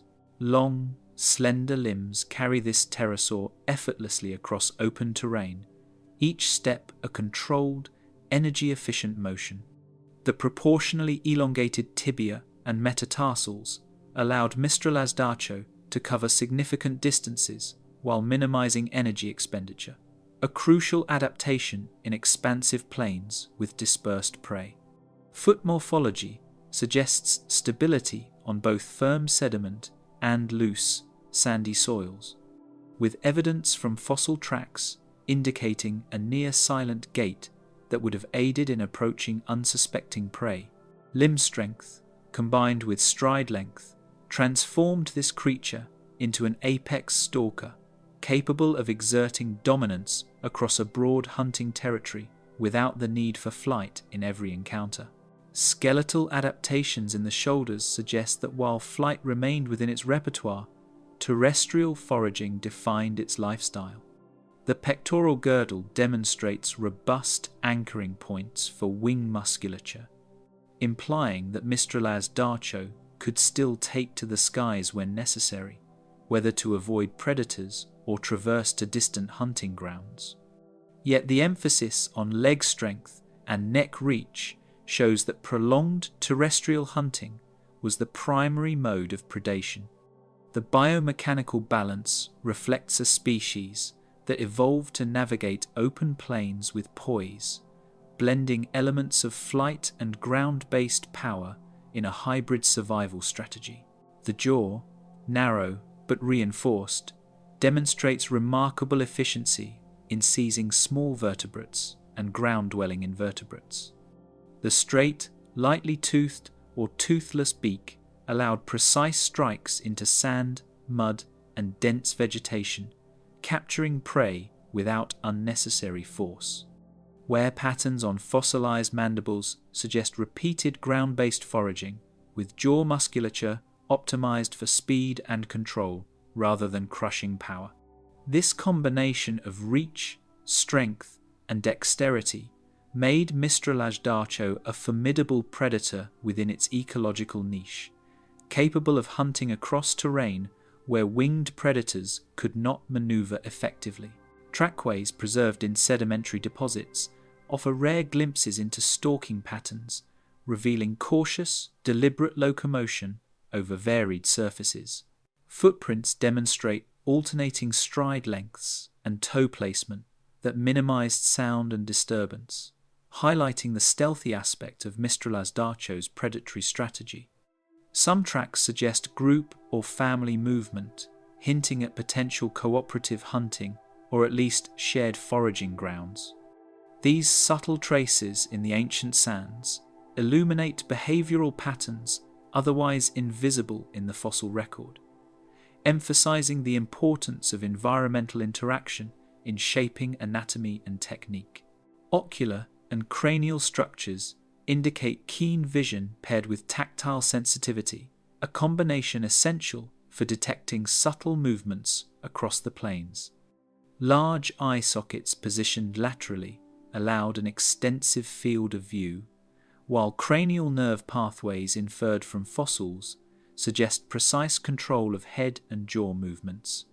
Depth perception and motion detection would have been critical in tracking small, fast-moving prey in flat, open landscapes where cover was limited. Sensory adaptation ensured that each step and each sweep of the neck was informed by accurate, real-time feedback, a silent partnership between body and environment. Variations in minor cranial crests likely served social purposes, signaling presence or dominance to distant peers without drawing predators' attention. While less dramatic than the towering crests of Thalassodromius, these subtle bony projections could convey identity, rank, or reproductive readiness across open plains. In habitats lacking dense cover, visual communication needed to be efficient and unambiguous, allowing pterosaurs to maintain social hierarchies while minimizing exposure to predators. Fossil evidence supports variability in crest size and shape, indicating that even minor cranial structures held functional importance in ecological and social dynamics. Every careful movement across the open landscape exemplifies the evolutionary balance between stealth, reach, and predatory power. The integration of limb mechanics, neck flexibility, jaw precision, and sensory acuity allowed Mistral-Azdarcho to dominate its niche without reliance on aerial ambush or environmental concealment. Observing this species underscores how terrestrial specialization can rival aerial sophistication in predatory efficiency. Its combination of height, reach, and silent stalking created a presence that could command prey's attention from meters away, turning the seemingly empty plains into a stage for predatory mastery. Fading light casts elongated shadows across the plain, hinting at the immense silhouettes of desert titans poised to dominate the next chapter of the prehistoric skies. Mistral-Azdarcho's measured, crane-like stalking exemplifies an evolutionary path distinct from mangrove hunters and oceanic gliders, yet it remains part of the broader narrative of pterosaur innovation. Mastering terrestrial predation provides a counterpoint to species whose lives were dictated by aerial dynamics, highlighting the versatility of Azdarchid adaptation.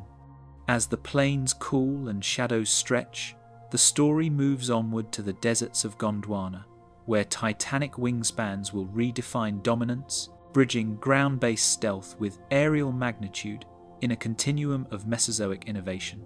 The colossus of Gondwana skies, Aramborgiania Philadelphii, crimson sunlight streaks across the endless dunes, revealing the faint outline of a sky dominator unlike any other. Aramborgiania Philadelphii, one of the largest pterosaurs ever known, cast a shadow that stretched far across the ancient deserts of what is now Jordan. Even fragmentary fossils suggest wingspans approaching or exceeding 10 meters, rivaling those of Quetzalcoatlus northropi, and a neck long enough to reach prey from the air with unmatched precision.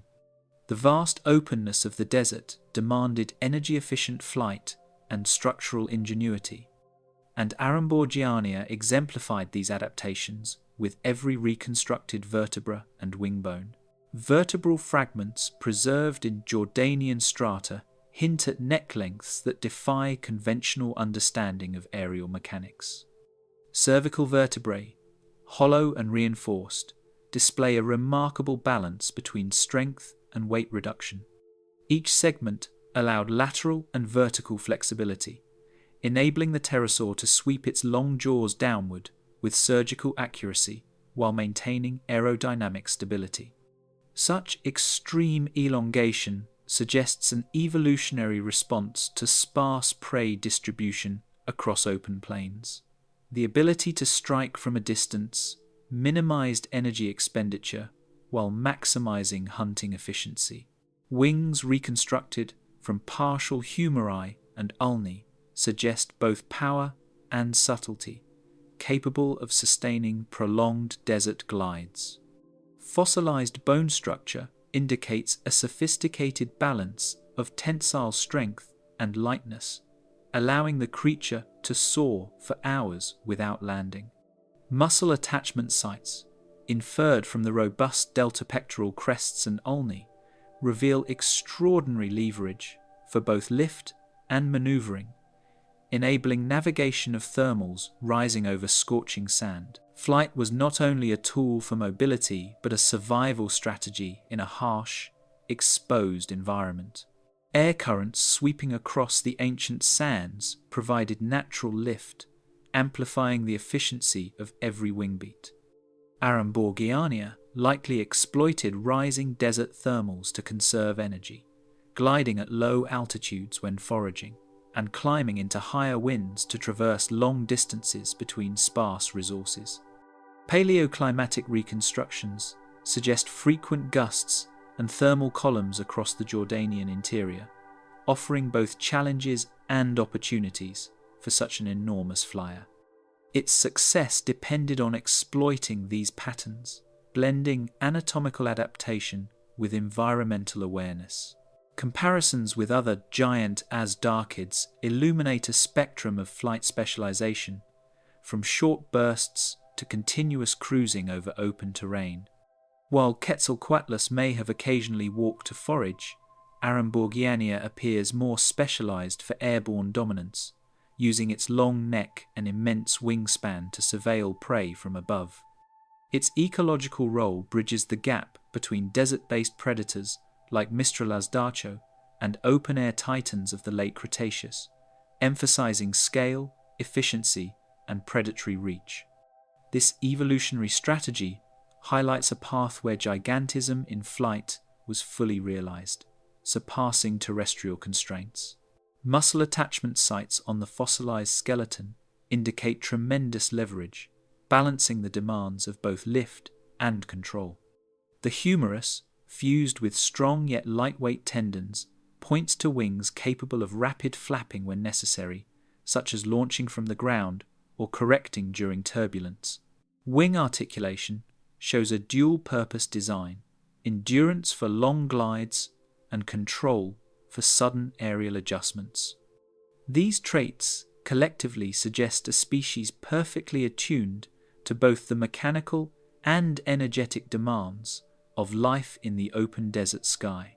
Thermal mapping, inferred from paleoclimate studies, shows how Aramborgiania exploited desert winds to hunt and migrate. Rising heat columns would have allowed effortless altitude gain, while descending currents offered opportunities for precision strikes on unsuspecting terrestrial prey. The ability to interpret and exploit wind patterns reflects a high degree of ecological intelligence, as successful hunting depended on integrating flight mechanics with environmental cues. In this way, Aramborgiania's gigantism was not only anatomical but also behavioral, a testament to adaptive sophistication. Despite its colossal size, delicate skeletal structures reveal evolutionary compromises, minimizing weight without sacrificing structural integrity.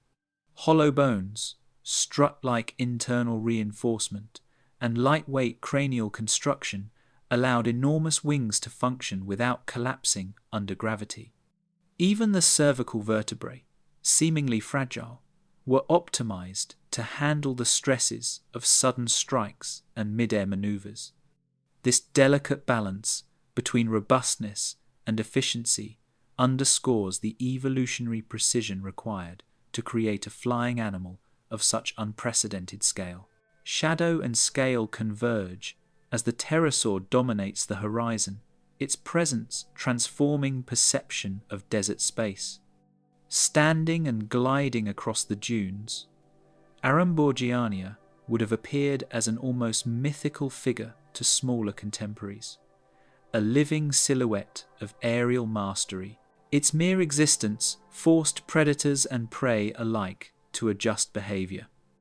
Small animals sought shelter during its flight paths, while other pterosaurs may have competed or avoided overlap in hunting ranges. This dominance, executed from above, defines Aramborgiania's ecological significance and its role as a keystone aerial predator.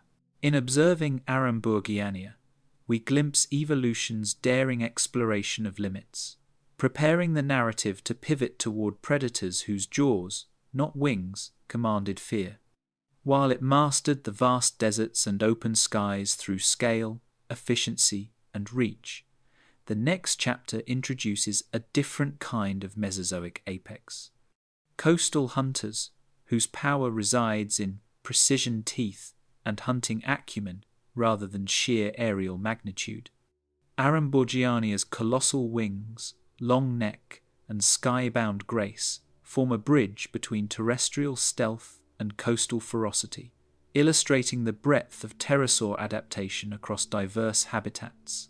The desert sun sinks behind the dunes, stretching Aramborgiania's shadow across the sand, a living monument to aerial gigantism.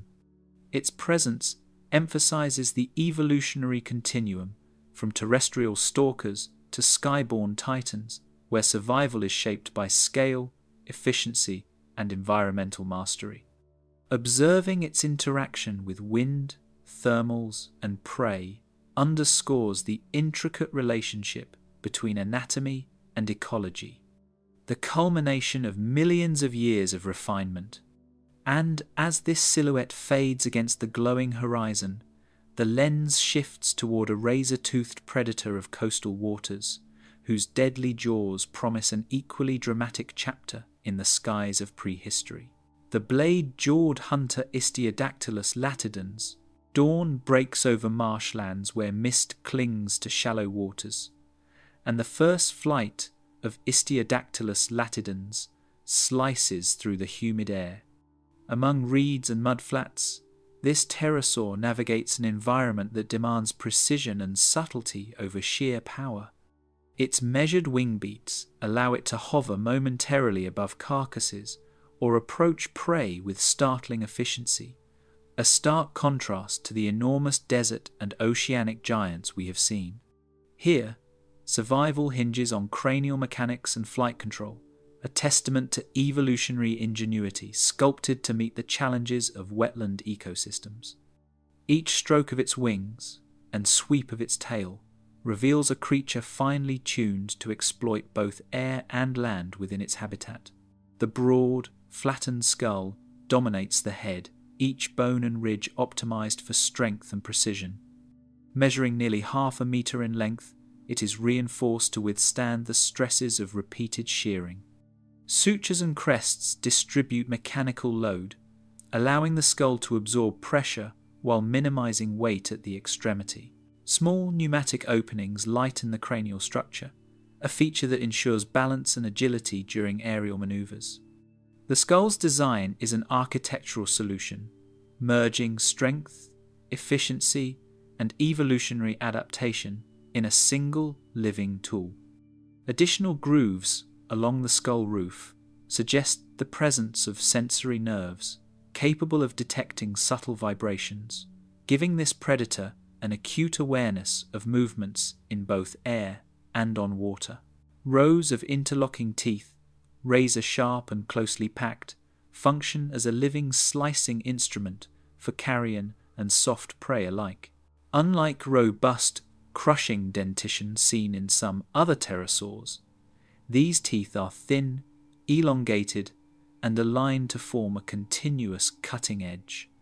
Wear patterns indicate frequent contact with bone and soft tissue, revealing an evolutionary emphasis on repeated, precise feeding motions rather than brute force tearing. This specialization allows Istiodactylus to exploit carcasses that might be ignored by larger predators, occupying a niche defined by both efficiency and subtlety. Fossil evidence suggests that even juvenile pterosaurs developed these teeth early, emphasizing the critical role of feeding specialization throughout their lifespan. Cranial bones preserved in the fossil record indicate extensive pneumatic adaptations, allowing a lighter skull capable of withstanding feeding forces. Hollow chambers and internal struts reinforce the skull, providing a combination of lightness and strength essential for its lifestyle. Such adaptations minimize energy expenditure during flight and facilitate the coordination between head, neck, and wing movements. Additional studies of inner ear morphology indicate a heightened sense of balance, allowing precise maneuvering over uneven wetland surfaces and turbulent winds, a vital feature when hunting near water or snatching prey mid-flight. Wing proportions, though smaller than sky-spanning titans, allow quick maneuvering and controlled glides across forested wetlands. The humerus and coracoid display robust muscle attachment sites indicative of powered flight suited to rapid, short bursts rather than long-distance soaring. By leveraging wing flexibility, Istiodactylus can hover, bank sharply, and maintain control near reeds or low-hanging branches, a necessity in the complex three-dimensional wetland environment. Its flight mechanics represent a remarkable compromise. Agility without sacrificing the cranial power needed to process prey efficiently. Wing loading analyses suggest this species could maintain slow, energy-efficient glides for extended periods, a strategy essential for locating scattered food sources in expansive marshes. Studying modern scavengers alongside biomechanical models reveals how feeding efficiency shaped both behavior and ecological function. Much like vultures or marabou storks, Istiodactylus integrates cranial precision with wing positioning, ensuring stability during feeding without relying on large talons or brute force. Its jaw movements, coupled with carefully timed glides, allow it to maximize caloric intake while conserving energy, a strategy that ensures survival in a habitat where competition for carrion and live prey is intense. Observations of fossil associations suggest it shared territory with fish-eating pterosaurs, necessitating agile maneuvers and opportunistic hunting. Jaw mechanics suggest a bite force balanced for shearing rather than crushing, emphasizing precision over brute strength. The interlocking teeth slide past one another in a scissor-like motion, ideal for removing flesh cleanly. This method reduces the need for violent shaking or struggling during feeding and illustrates the subtlety of evolutionary problem-solving. The musculature, inferred from fossil attachments, supports rapid, repeated jaw motions, allowing continuous feeding without fatigue, a clear advantage in ecosystems where carrion availability could be unpredictable. Paleoenvironments, inferred from sedimentary deposits, show rivers, floodplains, and shallow lakes that provided both prey and hunting ground. Fossilized plants, fish, small reptiles, and juvenile dinosaurs indicate a diverse, resource-rich ecosystem. Reeds and low shrubs offered cover and staging points, while muddy banks allowed brief terrestrial movements. The surrounding wetlands also reveal periodic flooding events, suggesting Istiodactylus adapted to dynamic, changing conditions that favoured both aerial hunting and ground foraging. Its skull, a finely tuned tool, complements a body built for speed and agility rather than aerial gigantism. Hind limbs, while slender, permit short terrestrial forays, positioning Istiodactylus for feeding on the ground without sacrificing aerial readiness. Tail and neck flexibility provide balance and subtle control, integrating with wing movements during flight or while standing over prey. Additional fossil impressions suggest webbed feet and clawed digits capable of maintaining stability on soft, muddy surfaces, further highlighting the integration of anatomy with environmental demands. Observing Istiodactylus in its wetland habitat bridges the narrative from the desert dominance of giants to smaller, opportunistic aerial predators, thriving in complex ecosystems. Its combination of cranial innovation, flight agility, and ecological specialization demonstrates that evolutionary success is not dictated solely by scale. The subtle mastery of wetlands complements the dramatic aerial power of desert titans and oceanic hunters, highlighting the diversity of strategies employed by pterosaurs across the globe. Through precision, efficiency, and biomechanical ingenuity, the blade-jawed hunter exemplifies a quieter yet no less remarkable apex of adaptation, preparing the lens for the spectral, Saharan flyers that await in the following chapter. Sun-winged phantoms, Alanca saharica. From the marshy wetlands where razor-edged jaws once sliced through the haze of early Cretaceous waters, the landscape opens to a sun-scorched desert where a shadow glides silently above shifting dunes, hinting at a different kind of pterosaur mastery. The arid expanse of the Kem region of Africa stretches endlessly, a world of wind-carved ridges and scattered oases, where only the most adapted flyers could traverse the harsh thermals that rise from the sand. Here, Alanca saharica emerges as both phantom and apex predator, a testament to evolution's ability to produce aerial giants adapted for endurance, subtlety, and survival in a sun-baked wilderness. Its spectral silhouette drifts across the horizon, a reminder that flight in extreme environments demanded more than wingspan, it required ingenuity. The fossil fragments discovered in the Kem beds offer tantalizing clues. A jaw here, a cervical vertebra there, each whispering secrets of flight and survival.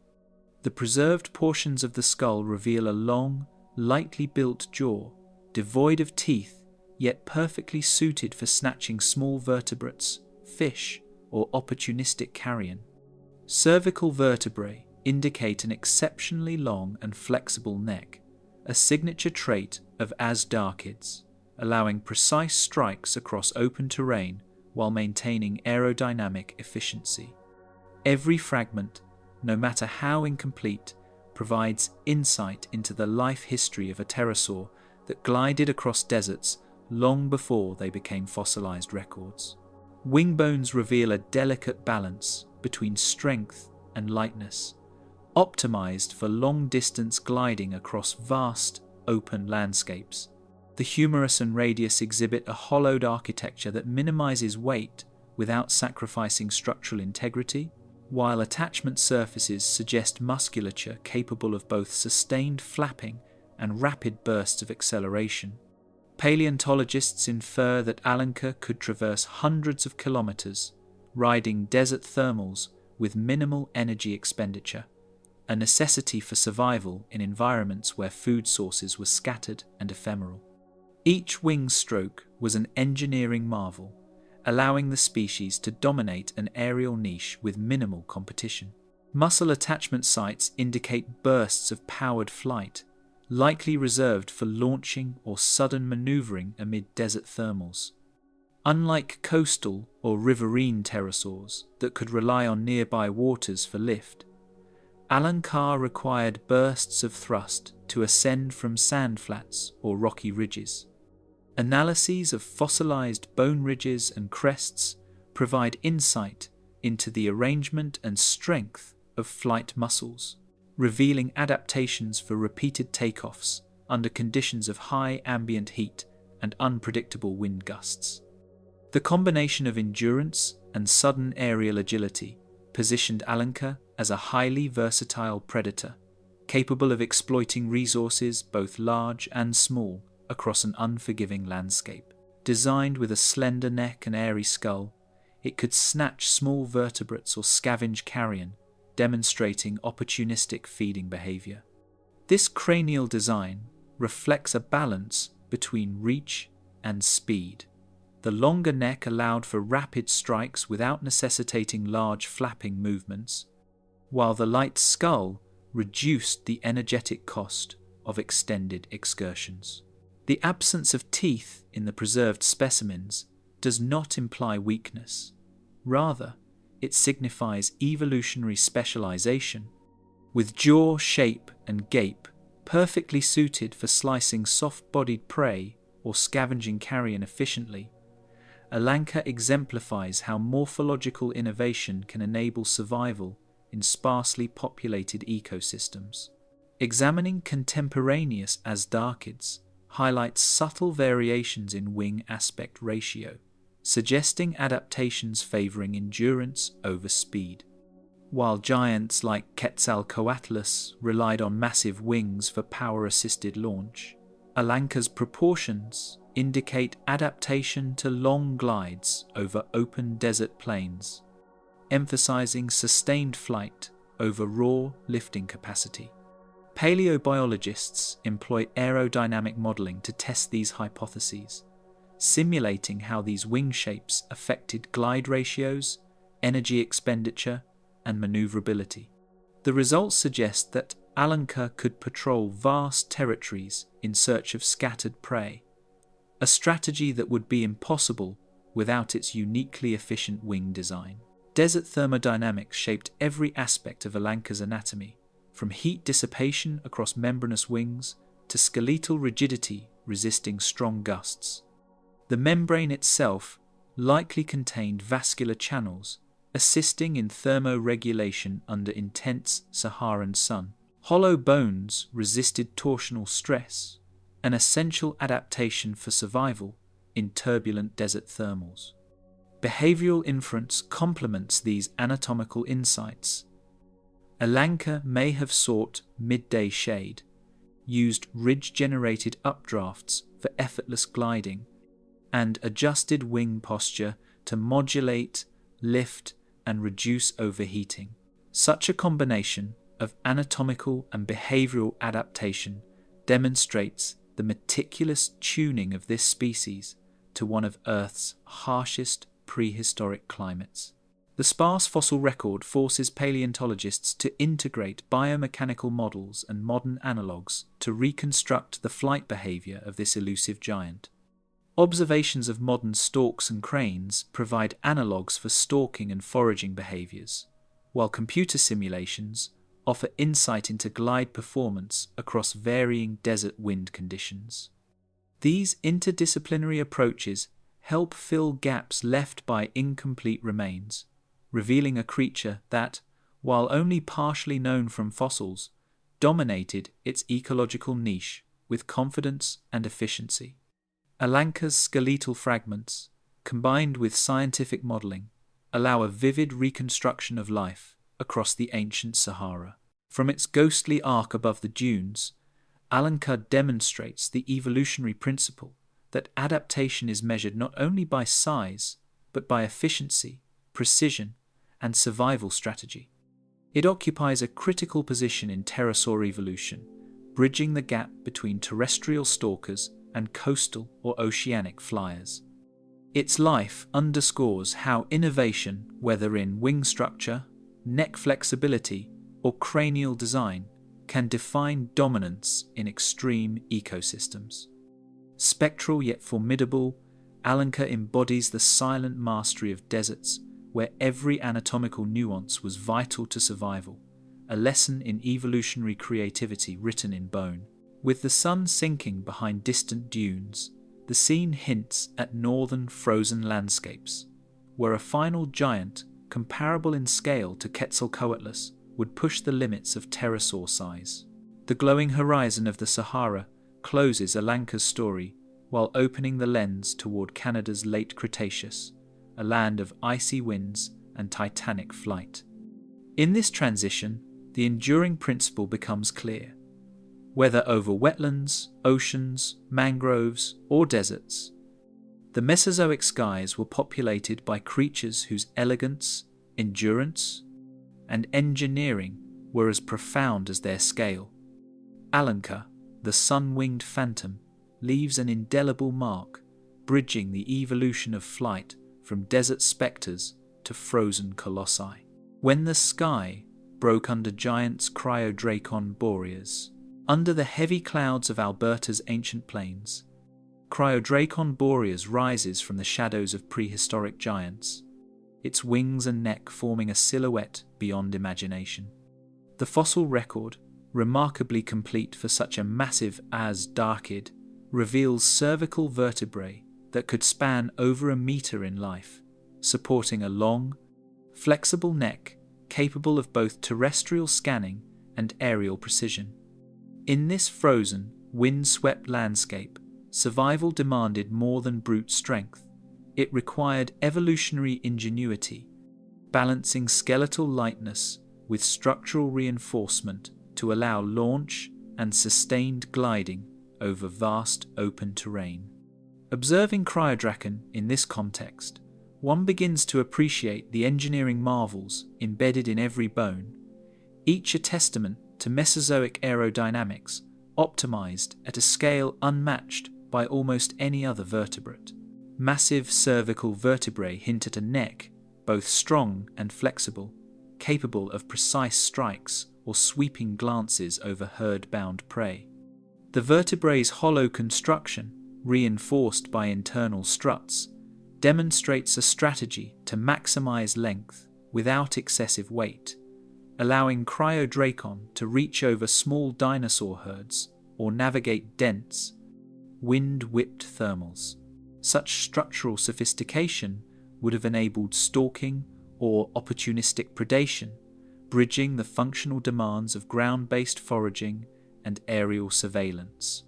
Comparative studies with Quetzalcoatlus and Aramborgiania show convergent adaptations. Despite differences in ecology, long-necked audactyds consistently evolved vertebral innovations that married reach with resilience.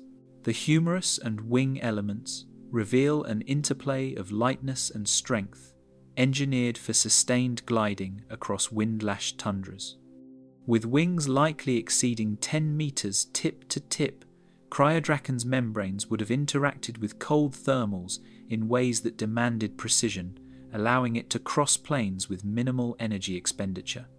Detailed biomechanical modeling suggests that, even in high winds, it could launch from the ground with surprisingly little effort, using a combination of quadrupedal thrust and wing-assisted lift.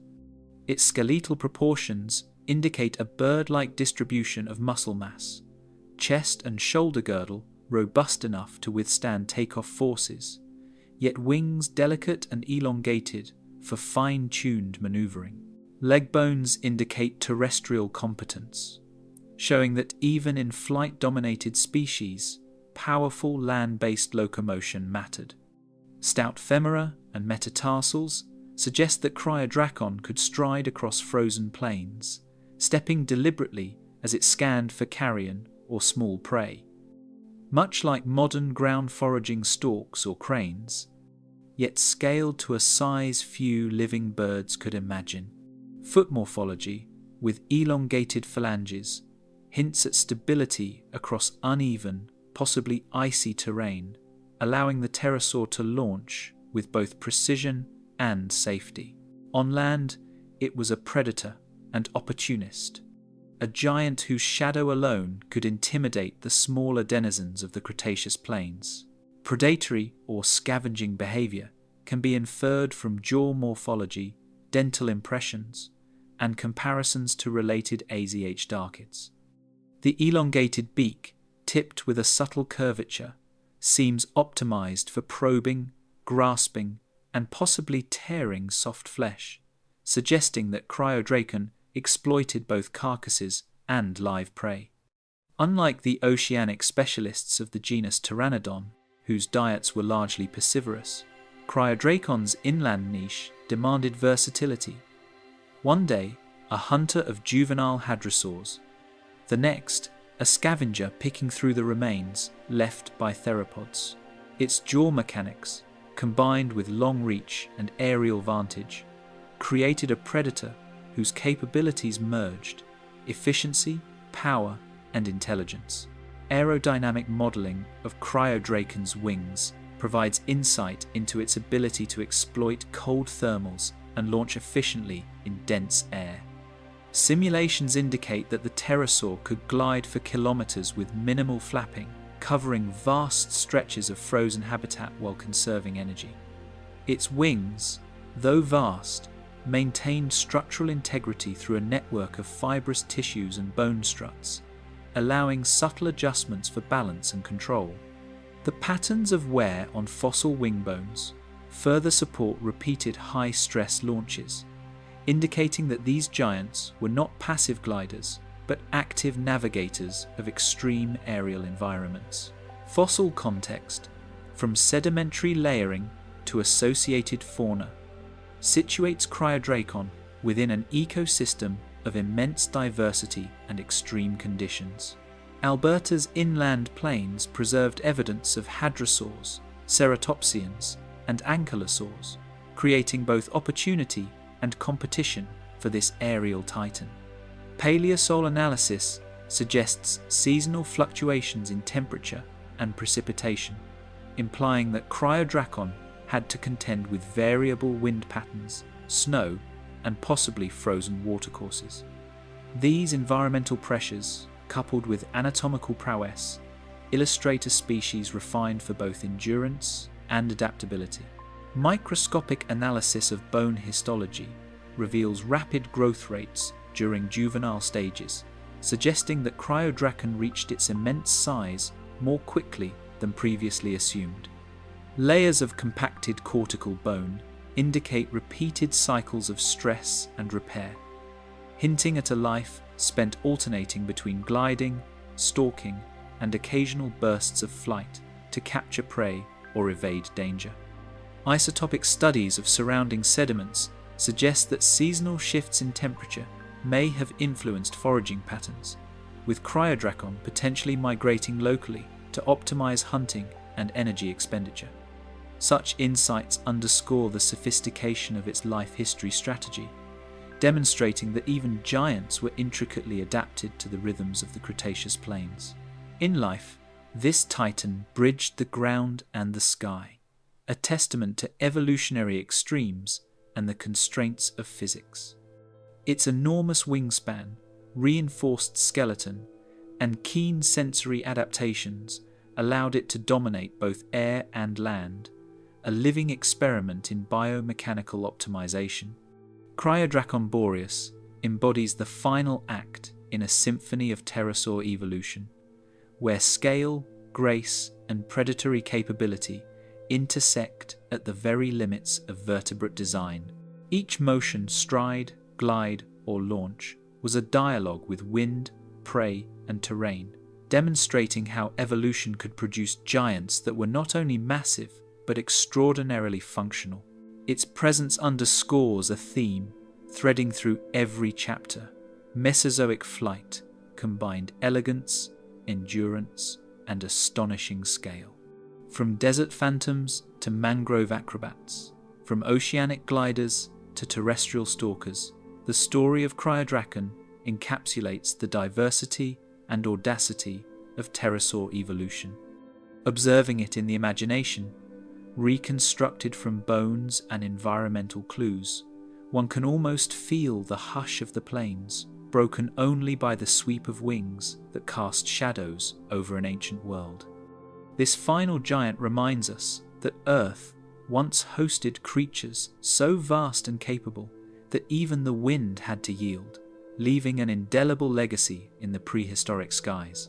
As the last echoes of wind fade across vanished landscapes, we are left in awe of creatures whose wings once spanned continents and whose shadows commanded entire ecosystems. Their existence reminds us that evolution can sculpt both terror and elegance, scale and precision in equal measure. These giants, though gone, endure in imagination monuments to Earth's audacious past, where the sky itself was a stage for the extraordinary. Witnessing their forms inspires both humility and wonder, a final reminder that our world was once shared with beings beyond comprehension. If this journey stirred your curiosity, explore more and join the adventure.